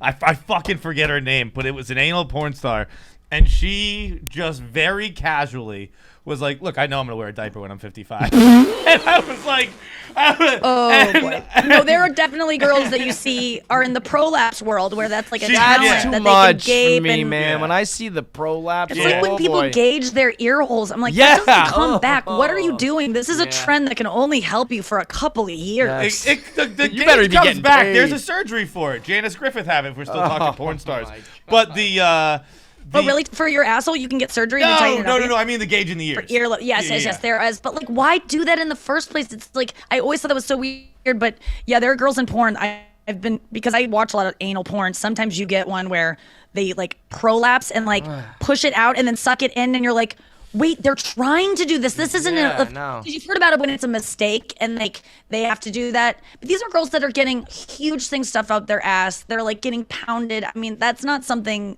I'm ready for yet, but just give it 6 months. Keep your ass. If I'm not even speaking, you do whatever you want. But if I'm watching a porn, you keep your asshole in your stomach. Keep it inside, please. Like I don't need to keep it like, inside. Once they start naming it, they're like, oh, there's a rosebud. I'm like, I don't. The rosebud. Oh, man. And then when someone like licks it, that's just people who have watched more porn than you. That's another continuum, you guys. But that's what's scary though. Because it's like think about how long you would get there if you kept watching. I'm not kidding you. Yeah, you how much life do we have to go? Wherever you are now, you didn't think you were gonna be. I wasn't when I was porn. like 15. I wasn't watching speculums, and now look where we are. Speculums are like 2 years ago. You would have admitted that. You wouldn't have admitted that. Oh, no. Now it's so common. No, 2 years ago we were ahead of the curve, but there are still things, you know. Weird though. Like, but the things that I'm into, that's what's so fucking freaky. This is about to be a really sad fact I'm about to share with you, but it's just true, and it's on the same thing.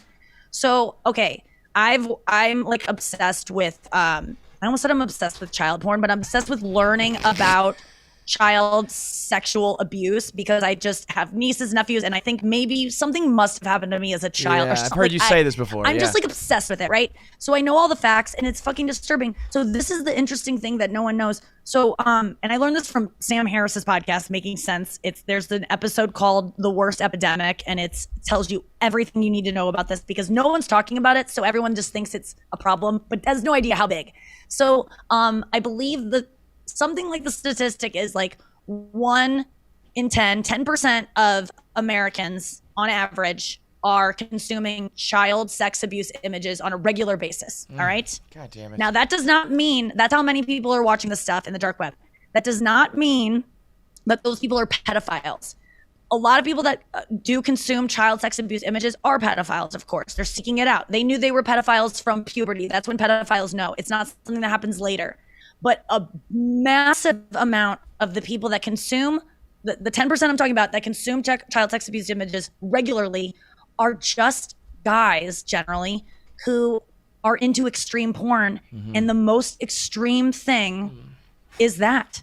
And so it starts with, that's the end of that. I don't think I'm gonna go down that road ever. And so No. I know you don't think that, and I'm But not saying that you could or would, but I'm saying that there are people that are watching that on a regular basis that are not attracted to children and only ended up there because the beheading videos don't get them off anymore. The fucking seeing women gang raped or whatever don't get them off. And that is the worst thing. You know, people that love the extreme. Right. Isn't that fascinating, though, that's... And that's made me more aware of my consumption now because I'm like, I don't want to end up seeing any kind of abuse. And I've seen videos where I'm like, that girl did not enjoy she that. did not And like that, I don't like that I enjoyed it. Yeah. Now, I gotta this stop. this leads me to a question I was gonna ask earlier when you were talking about your tennis partner who wears a mask. Are you scared that you're gonna like that too much, and that's the road? And you're like, then you just fucking hightail off the highway and you go off that exit. No, because it seems to me like a hobby. I mean, what's the worst that could happen in a Isn't porn just my BDSM? hobby right now? Yeah, but I'm saying the end of yours can give you a world of that. Like, I don't see myself because I like to get tied up, how that ends up, or tied up and whatever. I don't see how that ends up bringing in children to Oh, it. no. That's not what I'm saying. I'm just saying, like, you can't fuck regular anymore. Like if every time you need it now. play tennis with your partner. No, it's like I totally look at it like I like love making. I like all different types of sex. It's a type of sex I like. It's like food. It's like going to a restaurant. It's like, oh my God, I would love to get sushi tonight. Like it's not even like that. I guess it's like dessert. And I'm not special sometimes. If I want it, then I'll get it. I don't know. I don't feel like, but there is a part of me that thinks I will like it too much and like won't want to stop. But I have enough money to invest in it and build myself a dungeon. Like I would just like fucking lean in. You know what you'll do? You'll pull a Simone where it's like, I'm canceling the show because tonight I just got to get tied up again in my dungeon, and it will dominate your life. Just like go make porn then, and like why wouldn't I do that if I could stay in my own house, have a bunch of sex, do what I like to do anyway, monetize it? How much money do you think you could legit make on an OnlyFans? Oh. With your following, millions. Like I think you could make. And I'm not saying like that because I'm $10 million famous, but a because week. yeah, I'm not saying that because I'm famous. It's because it would be legitimate. I'd be great. I know this is not a brag. I'm not trying to brag. I am really good at being like pornographic. Like I like porn. I'm good at like when I feel like a camera's on me, I'm really, really good. I just I'm more comfortable like with a camera on me. And so I know that I'd be fantastic at porn. I know. So yeah, but I could never do it. I could never expose myself in that way. I'm just like too insecure. I would really, if I ever started going to sex parties or any of these things I want to do, I would want to be anonymous. I would wear a mask. I wouldn't want anyone to know they fucked Nikki Glaser. Are you going to sex parties? No, but I'm definitely talking to my friends who I know would know ones that are happening that I would want to be invited to. Would you? I'm being like, let's go together. Because you're famous? No, I would go to them. I don't have anyone to go with. I want to go with someone who I don't like, who is not wanting to try to fuck me, like a friend. Go with Colin. What the fuck? Go with Andrew Collin. Oh, he doesn't want to go to sex parties. And he gets like too horny. I don't like being around his horniness. I want to go with a friend who I don't feel uncomfortable with their horniness. And maybe I'd like to go with someone who maybe we have kind of a vibe, but like it wouldn't happen there, but like it's just kind of fun to watch each other feel a vibe or something. Like I've been asking around. This I'm is going the to go slippery slope, though. This is like you will end up like what? You end up, I don't know, like happy, pleased, content. Well, that is like every night you need to go to a sex party. It would just be an inconvenience. Well, it's not like it's a problem. Why would it be every night? But it's you, like okay, you think and you say that, but it's just like I don't know. Eventually, maybe that becomes anything commonplace. else in your life that you get obsessed with? I mean, like I right now am obsessed with guitar in a way that's taking from my life. Like I don't eat or sleep sometimes because I'm just wanting to play guitar and sing and do all this stuff, and it's kind of like becoming an addiction. But it's like, so what? It's like I'm getting really good at guitar. I'm like happy when I'm doing it. I have a addictive personality, so I think I could Playing probably. the guitar is different than getting fucked in a dungeon every night, though. No, it's not, because it's two things that make me feel great Right, but and feel I'm my just saying feelings. one's and easy to do. something. One's a lot more of a production. It's no. Not if you have it in your house It's because very easy to you're have rich. sex if you have a lot of money, and like it is to like set up your life and like and find someone to do it, and especially if you can pay someone to do exactly what you like. Do you think that you knew this about yourself when you like first started having sex or first started watching porn, that you would? No. Yeah, you never really know, right? No When Asa Akira used to be our co-host, when she first started working at Barstool, we were doing a show with her, and she kind of like looked around the room and she said something like, "I bet like 1/3 of the guys here like stuff in their ass," and we were like, "Get the fuck out of here, no way." Da-da-da. We were younger, right? And then like she ended up working with us for a couple years. She ended up moving on. Several years later, me and John are having a beer one day at the bar, and just out of nowhere, like it popped up, and John just goes, "You know, we owe Asa Akira an apology." And it was just a matter. I have formally reached out and apologized. Like you were right. Like, you're right. And that was the No big deal. difference. That was the difference between like 20. For me, it was like 27 and 29, and whatever the ages was. It's insane that and it guys just, won't like, admit flips. they like it, Yeah. and they think it's gay. Gay men do wasn't not even- have something in their asshole that you don't, that makes it feel good. We all, Right. it can feel good to anyone. Stop this. But it was even is- funnier that it was like I knew things about myself, but I was like, but there's no way like that dude and that dude. I'm looking at the room, and then you realize, I'm like, yeah, that dude and that dude, like any and all of them. It's a I wild. know. I wish more people got into it, but It's I'm coming. I mean, lucky you'll that get I there. love it so much. Like I feel the way I feel about It's a anal sex. superpower. It's like I really feel like, oh my God, I'm so grateful that I enjoy that much, because it's such a different feeling, and it's so fun, and it's like, and it's just, there was a long time that I felt really ashamed of it. And of course I still get embarrassed when there's like compilations of me talking about anal sex, and it seems like that's all I do. And I'm just trying to be like a cool sex girl that like makes every guy horny. But I really am embarrassed about, I mean, it's embarrassing to like getting fucked up. I mean, I remember the first time I sat on a thing when I was like 10 and was like, that feels good. Like a railing at my friend's house, and being like, whoa, that feels weird, that feels so good. I can never feel that again. And then now I'm just like, yes, I'm so glad for my disability. Yeah. You know what? I think of it as like, if I was a chick who could do that and like unleash that on guys, it's like a superpower to have. I would, and that's like if you like to work out in the morning. I'm always jealous of people who work out in the morning, or people like to eat healthy. They actually enjoy it.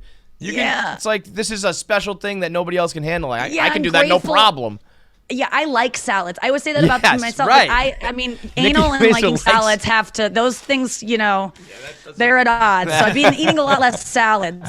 But but yeah, I always am grateful. I'm like, oh, I'm glad I like fruits and vegetables. Like that's such, you could easily not like it. Yeah. That is great. All right, well, we can go on forever and ever, but forever. I mean, FBOY you guys are the Island. best. So wait, Yes, I asked Island. you about this, like, you have to say F-boy just because you would be saying fuck every 2 seconds? Because I thought on No, HBO it's like you could say that. We had to fight to even be able to say F-boy. You would Even not on even HBO? believe. Dude, it was like, And you're I don't making even know if I jokes should about say- like getting cum on your face. Like, I thought it was pretty I like. know. That was to set the mood. I was just delivering those jokes just to like break the tension Yeah. and like say outrageous stuff that we knew wouldn't make it. You know, Right, like right. I was just trying to make the guys laugh and everyone get comfortable. Then they use that stuff and I'm like, Jesus, okay. Yeah. And then it totally kind of is a departure from the actual tone of the show, which isn't too sexual, and we're calling them F-boys. But I thought F-boy was so stupid. I was like, oh my God, this show's called F-boy Island. Like, it's funny, but it's like, God, can't we just call it Fuckboy Island? That's so much better. Like, who cares? There are books at fucking Hudson News at LAX that say, you know, subtle art of not giving a fuck. Like, Right. fuck is everywhere. And they were like, actually, we're getting pushback from about F-boy. We might not be able to do that. And so From like most of SEC this or whatever it's half called? of the FCC? season we filmed it. No, from like network and you know, like advertising associations. You know, like you know, they had certain advertisers that didn't like that word. But it was only halfway through the season that we were like, we got the F-boy approved. Like we had to get like safeties for if the show wasn't called F-boy. And I felt so embarrassing. Wait, what was it going to be called? There was literally no other options. Yeah. I think that was one of the reasons we gave it to, because there was like we didn't know what Jerk else boy. to give them. Yeah. You could have done like douchebag. You Well, could you can't say have done douchebag either. rude boy, but you gotta say it in patois the whole time. Rude The whole boy! show gets canceled. Well, I just said the F is for fragile, because that's Fragile truly like boy. what they all are. But I felt so dumb saying F-boy. Like at first I was like, God, this feels stupid to be serious and being like, welcome to F-boy Island. Yeah. Of 12 of you are F-boys, 12 of you are nice guys. But then after probably like 5 minutes of saying F boy, I'm like, it sounds normal now. Yeah, and it just now becomes- it doesn't when sound you watch, stupid. it does. It's the same way. Like You get used you, to it. you At are first saying you're it a like, lot ugh. because it's like, which side do you want? F boy, F boy. So you hear it a lot. Yes. And then it just kind of like becomes commonplace. But it is a fun show to watch. It's like a fun little game to play because. So as she said, these people come in. 12 of them are admittedly like, I'm a nice guy. 12 of them admit they're a fuckboy.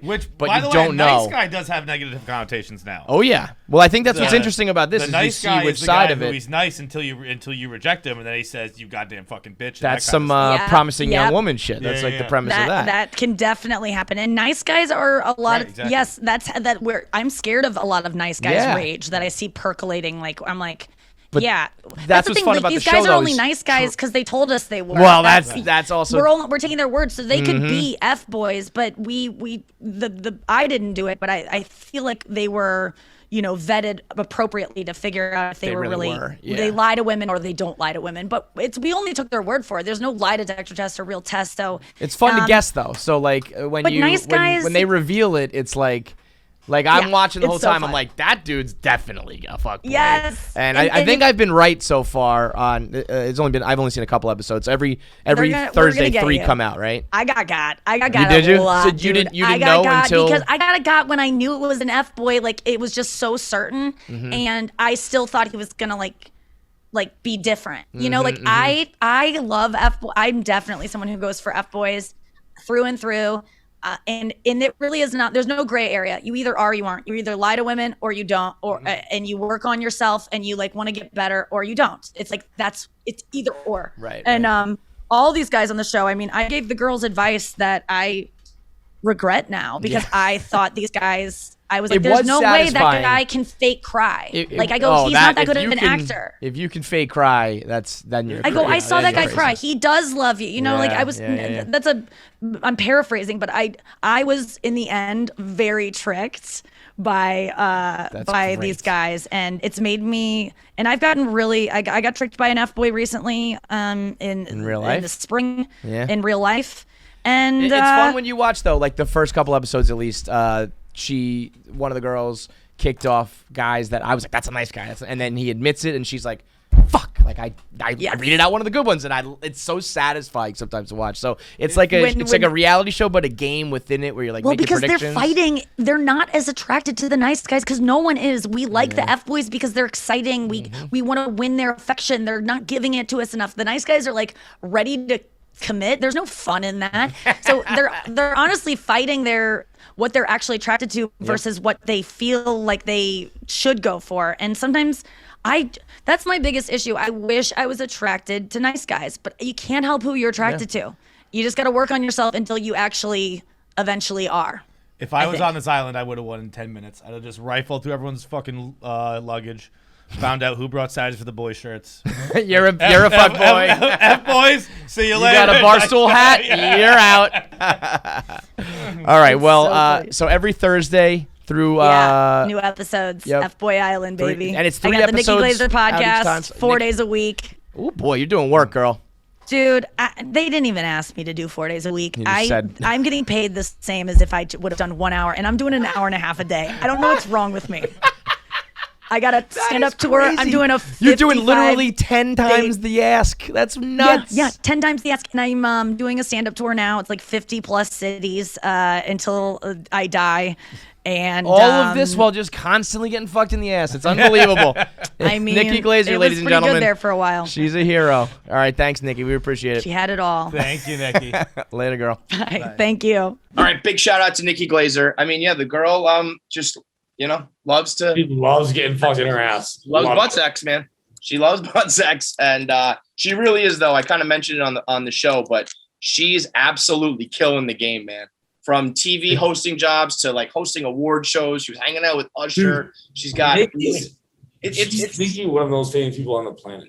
and she's been so for like she came up when she was like early 20s and like was doing the roasts and was on television. She's battled through all sorts of like her own issues to just keep on like blowing up. I mean, I think she's going to be, if not already, one of like the most famous and successful comedians, podcasters, hosts, whatever in the game. She's got it like that. So big thanks to Nikki. And now let's wrap things up with one last interview, a little double dip for you. It's Andy Milonakis from old school MTV fame on KFC radio. Let's talk to him.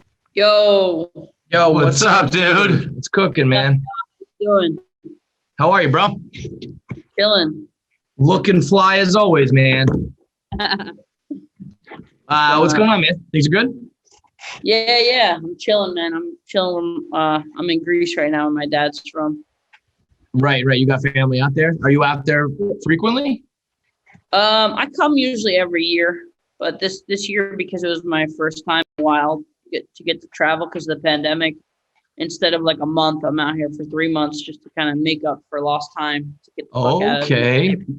Yeah, you've gone full white girl Instagram with it. You got a lot of fucking pictures out there. It's funny that you said that, because I posted I like Bo Burnham. I posted a picture, and I literally said, shout out to Bo Burnham. This is some white girl Instagram shit. Man, but when you're out there in a place like that, you got to flaunt it, dude. You're lucky to have family out there and not in, the middle of nowhere. Yeah, I definitely feel very lucky of that, because not just because it's a beautiful place, but because of the culture and the people and just how they are. It's just totally, in a lot of ways, polar opposite to the USA. You know what I mean? Yeah. Do you speak Greek, or are you just most people out there speak English? I'm not fluent at all, but I know I could speak enough to get by.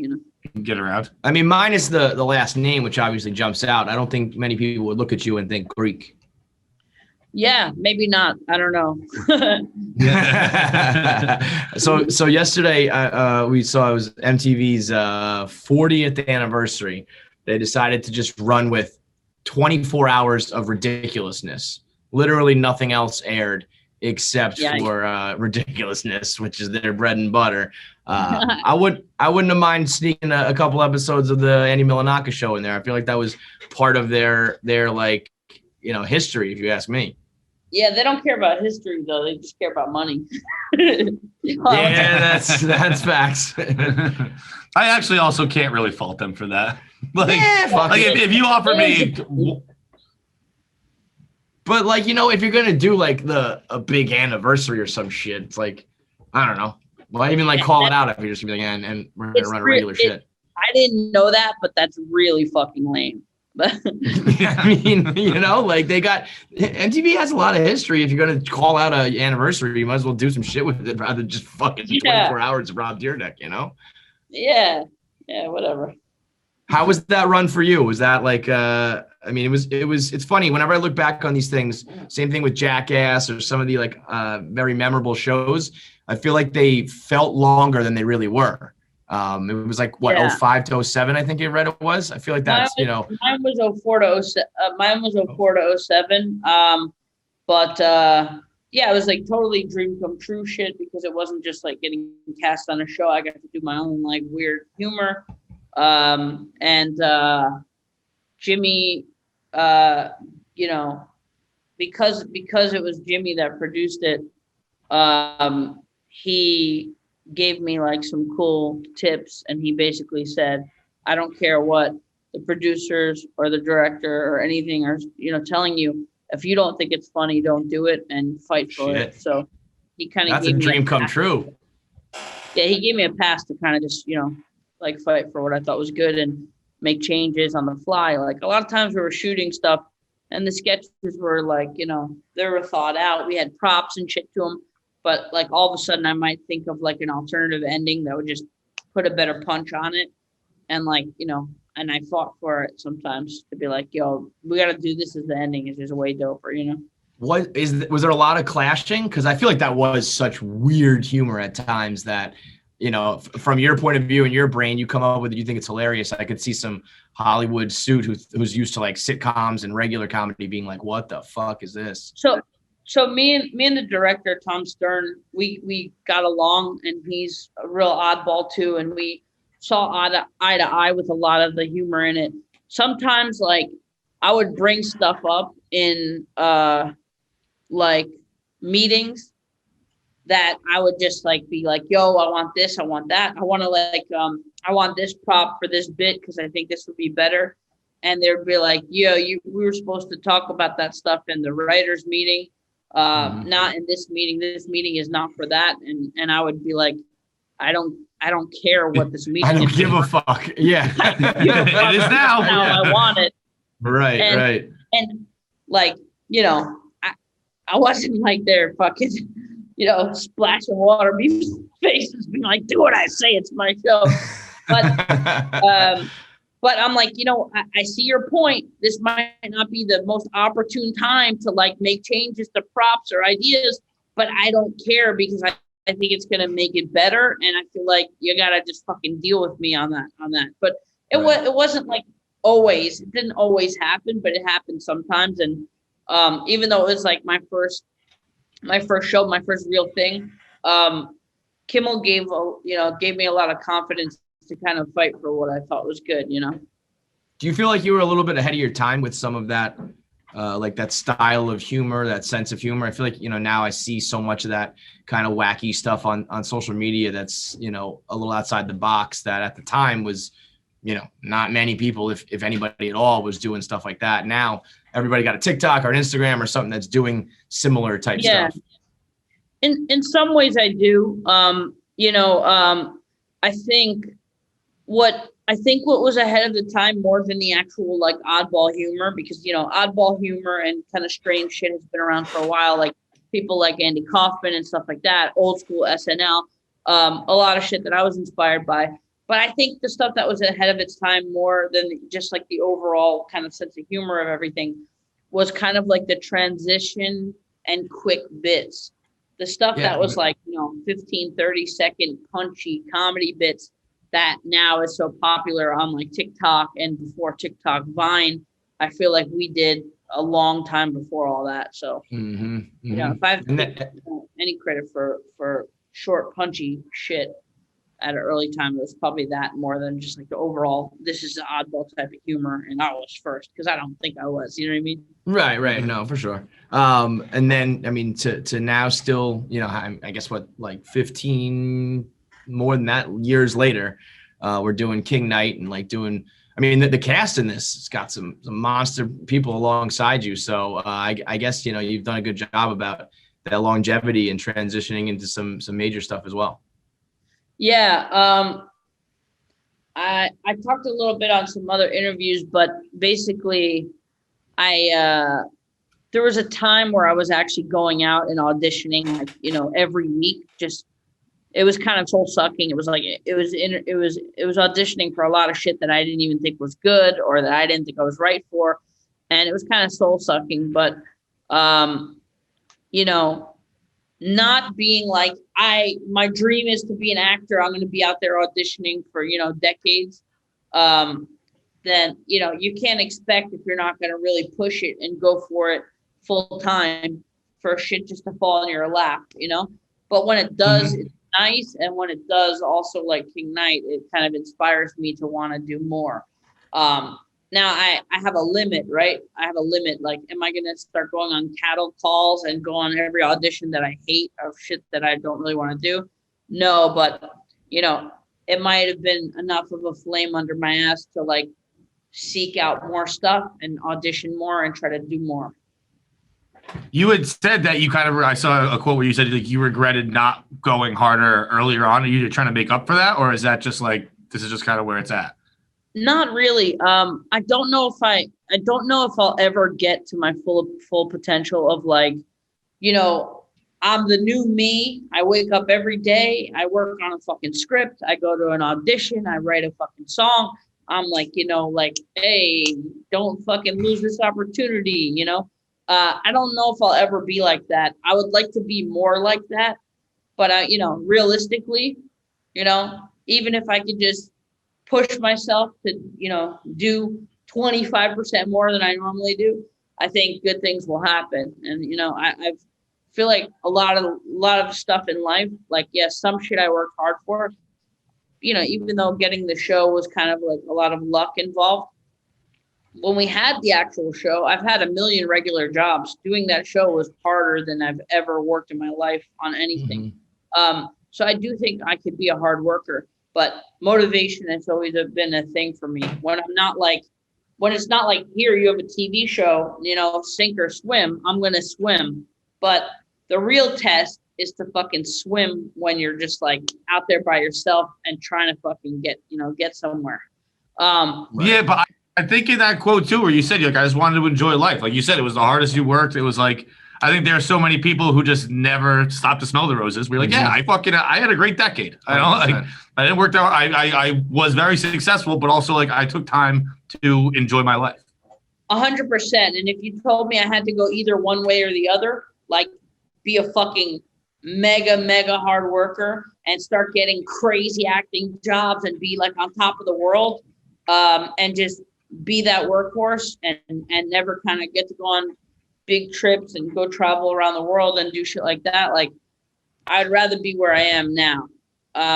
But to be realistic with myself, and I feel like I'm a pretty self-aware guy, I definitely phoned it in big time. I definitely could have worked harder in many situations. There are so many situations where I just kind of was like, I should try to write my own script, or I should fucking, audition more. I should do this. Like, and I know a lot of people struggle with this, but just to be real So you're not alone, Huh? You're not alone in that. Did you, I feel like a lot of people, if they're being honest with themselves, will admit that. Yeah. There's got to be some you have to really be truthful to yourself. Did you realize that later, or did you know that like in the moment? No, I kind of knew it while it was going on, but there's always this like hard to reach feeling of like doing something like writing a movie script, and sometimes people take like 10 years to try to get it made, and like just the act of sitting down and writing like 100 pages it's so difficult. And like learning the structures, it's so difficult. And maybe I'll end up writing fucking 10 movies in the next 10 years. You never fucking know what's gonna drive me and what's gonna change in my life. But whenever I felt like lack of motivation, I would always be like, look, what can I do today? Can I pick up a video camera and make a silly ass video in the next 2 hours? Can I go to the recording studio and make a song in the next 6 hours? Stuff that I can actually accomplish, pretty quickly. I wasn't lazy with that shit. I was just lazy with shit that was like in my head. I couldn't even think about the finish line, where I'd just be like, what am I doing? Sitting here like page one,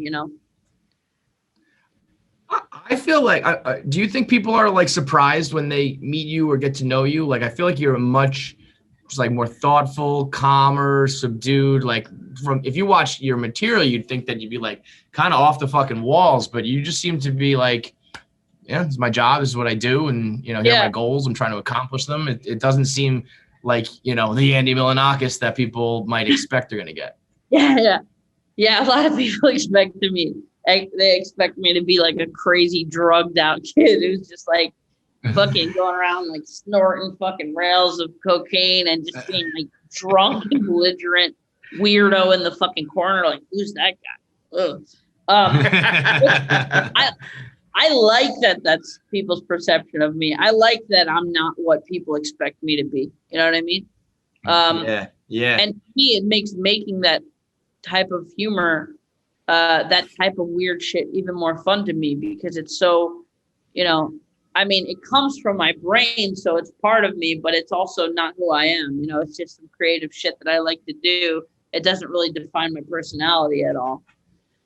Do you ever get people like in regular life, I don't know, trying to match that weird level of your content, and you're like, dude, just fucking relax. We're just like at a party. We're just at a fucking barbecue. Chill out. Yeah, definitely. They're trying to like be like, oh, I gotta be the funny guy around Andy, so they just say weird shit, and I'm just like, bro, don't perform for me, man. I don't know you. Take my hand, tell me your name. We can talk about life a little bit, but don't perform for me, man. Like, it's kind of right. It's kind of weird.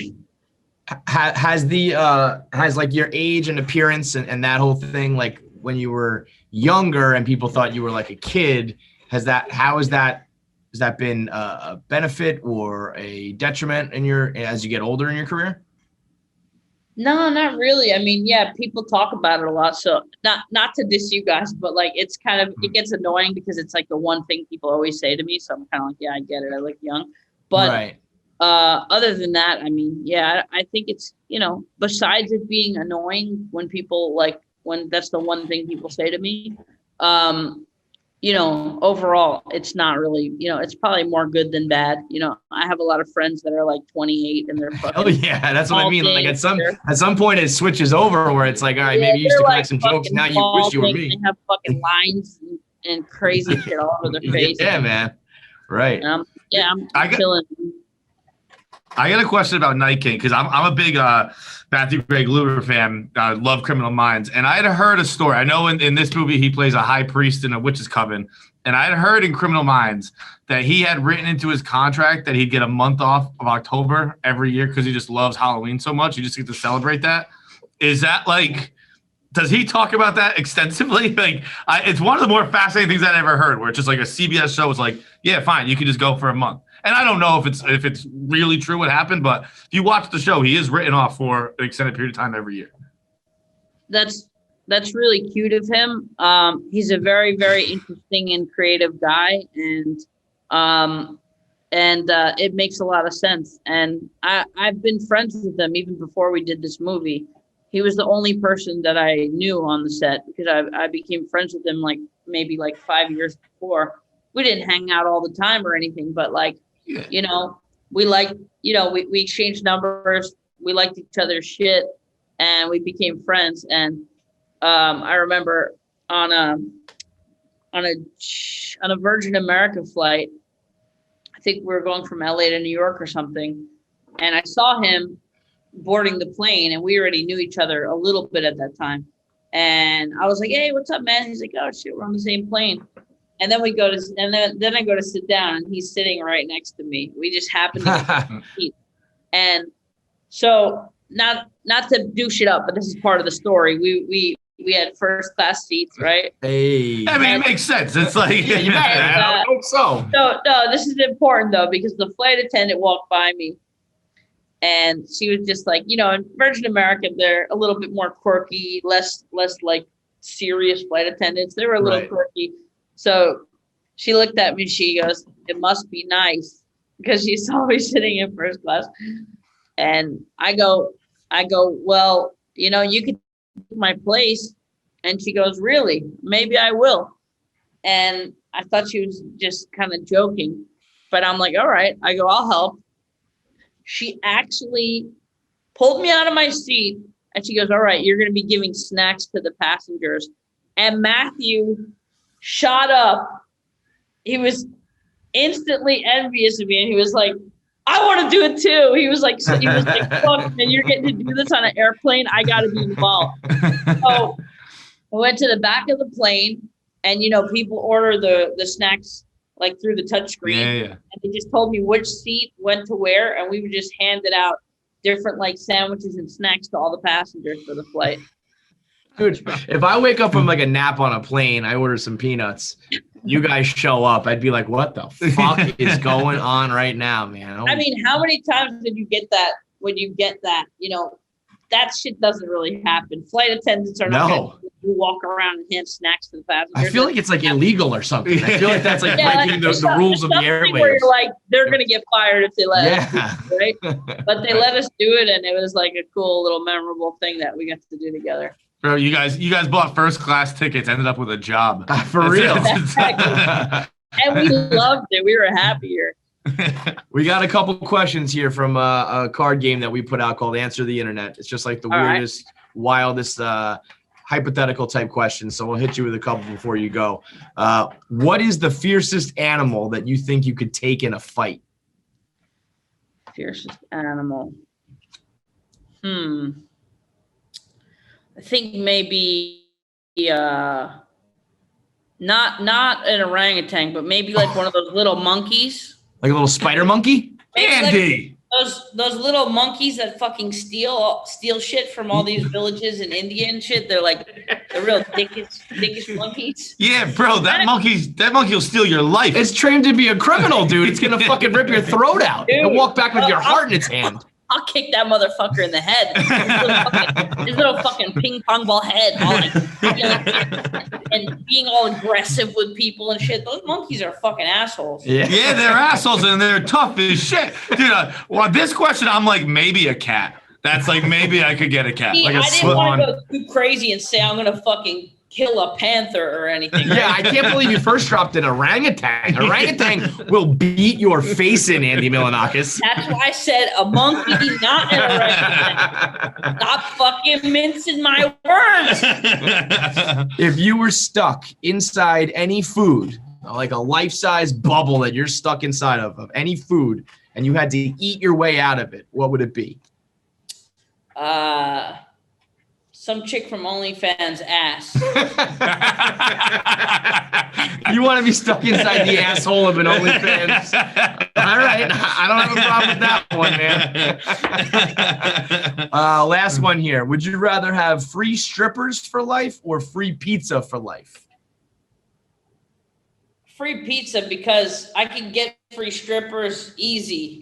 Like pizza, I have to pay for. So wait, you roll up in the club and strippers are just like, oh my God, it's Andy Milonakis. Let me throw my ass at that guy. It was kind of a joke answer, but I mean, you never know, bro. You never know with you. It was partially a joke, all right. I not that I go for strippers specifically, but I've had a couple, couple good nights that didn't cost money.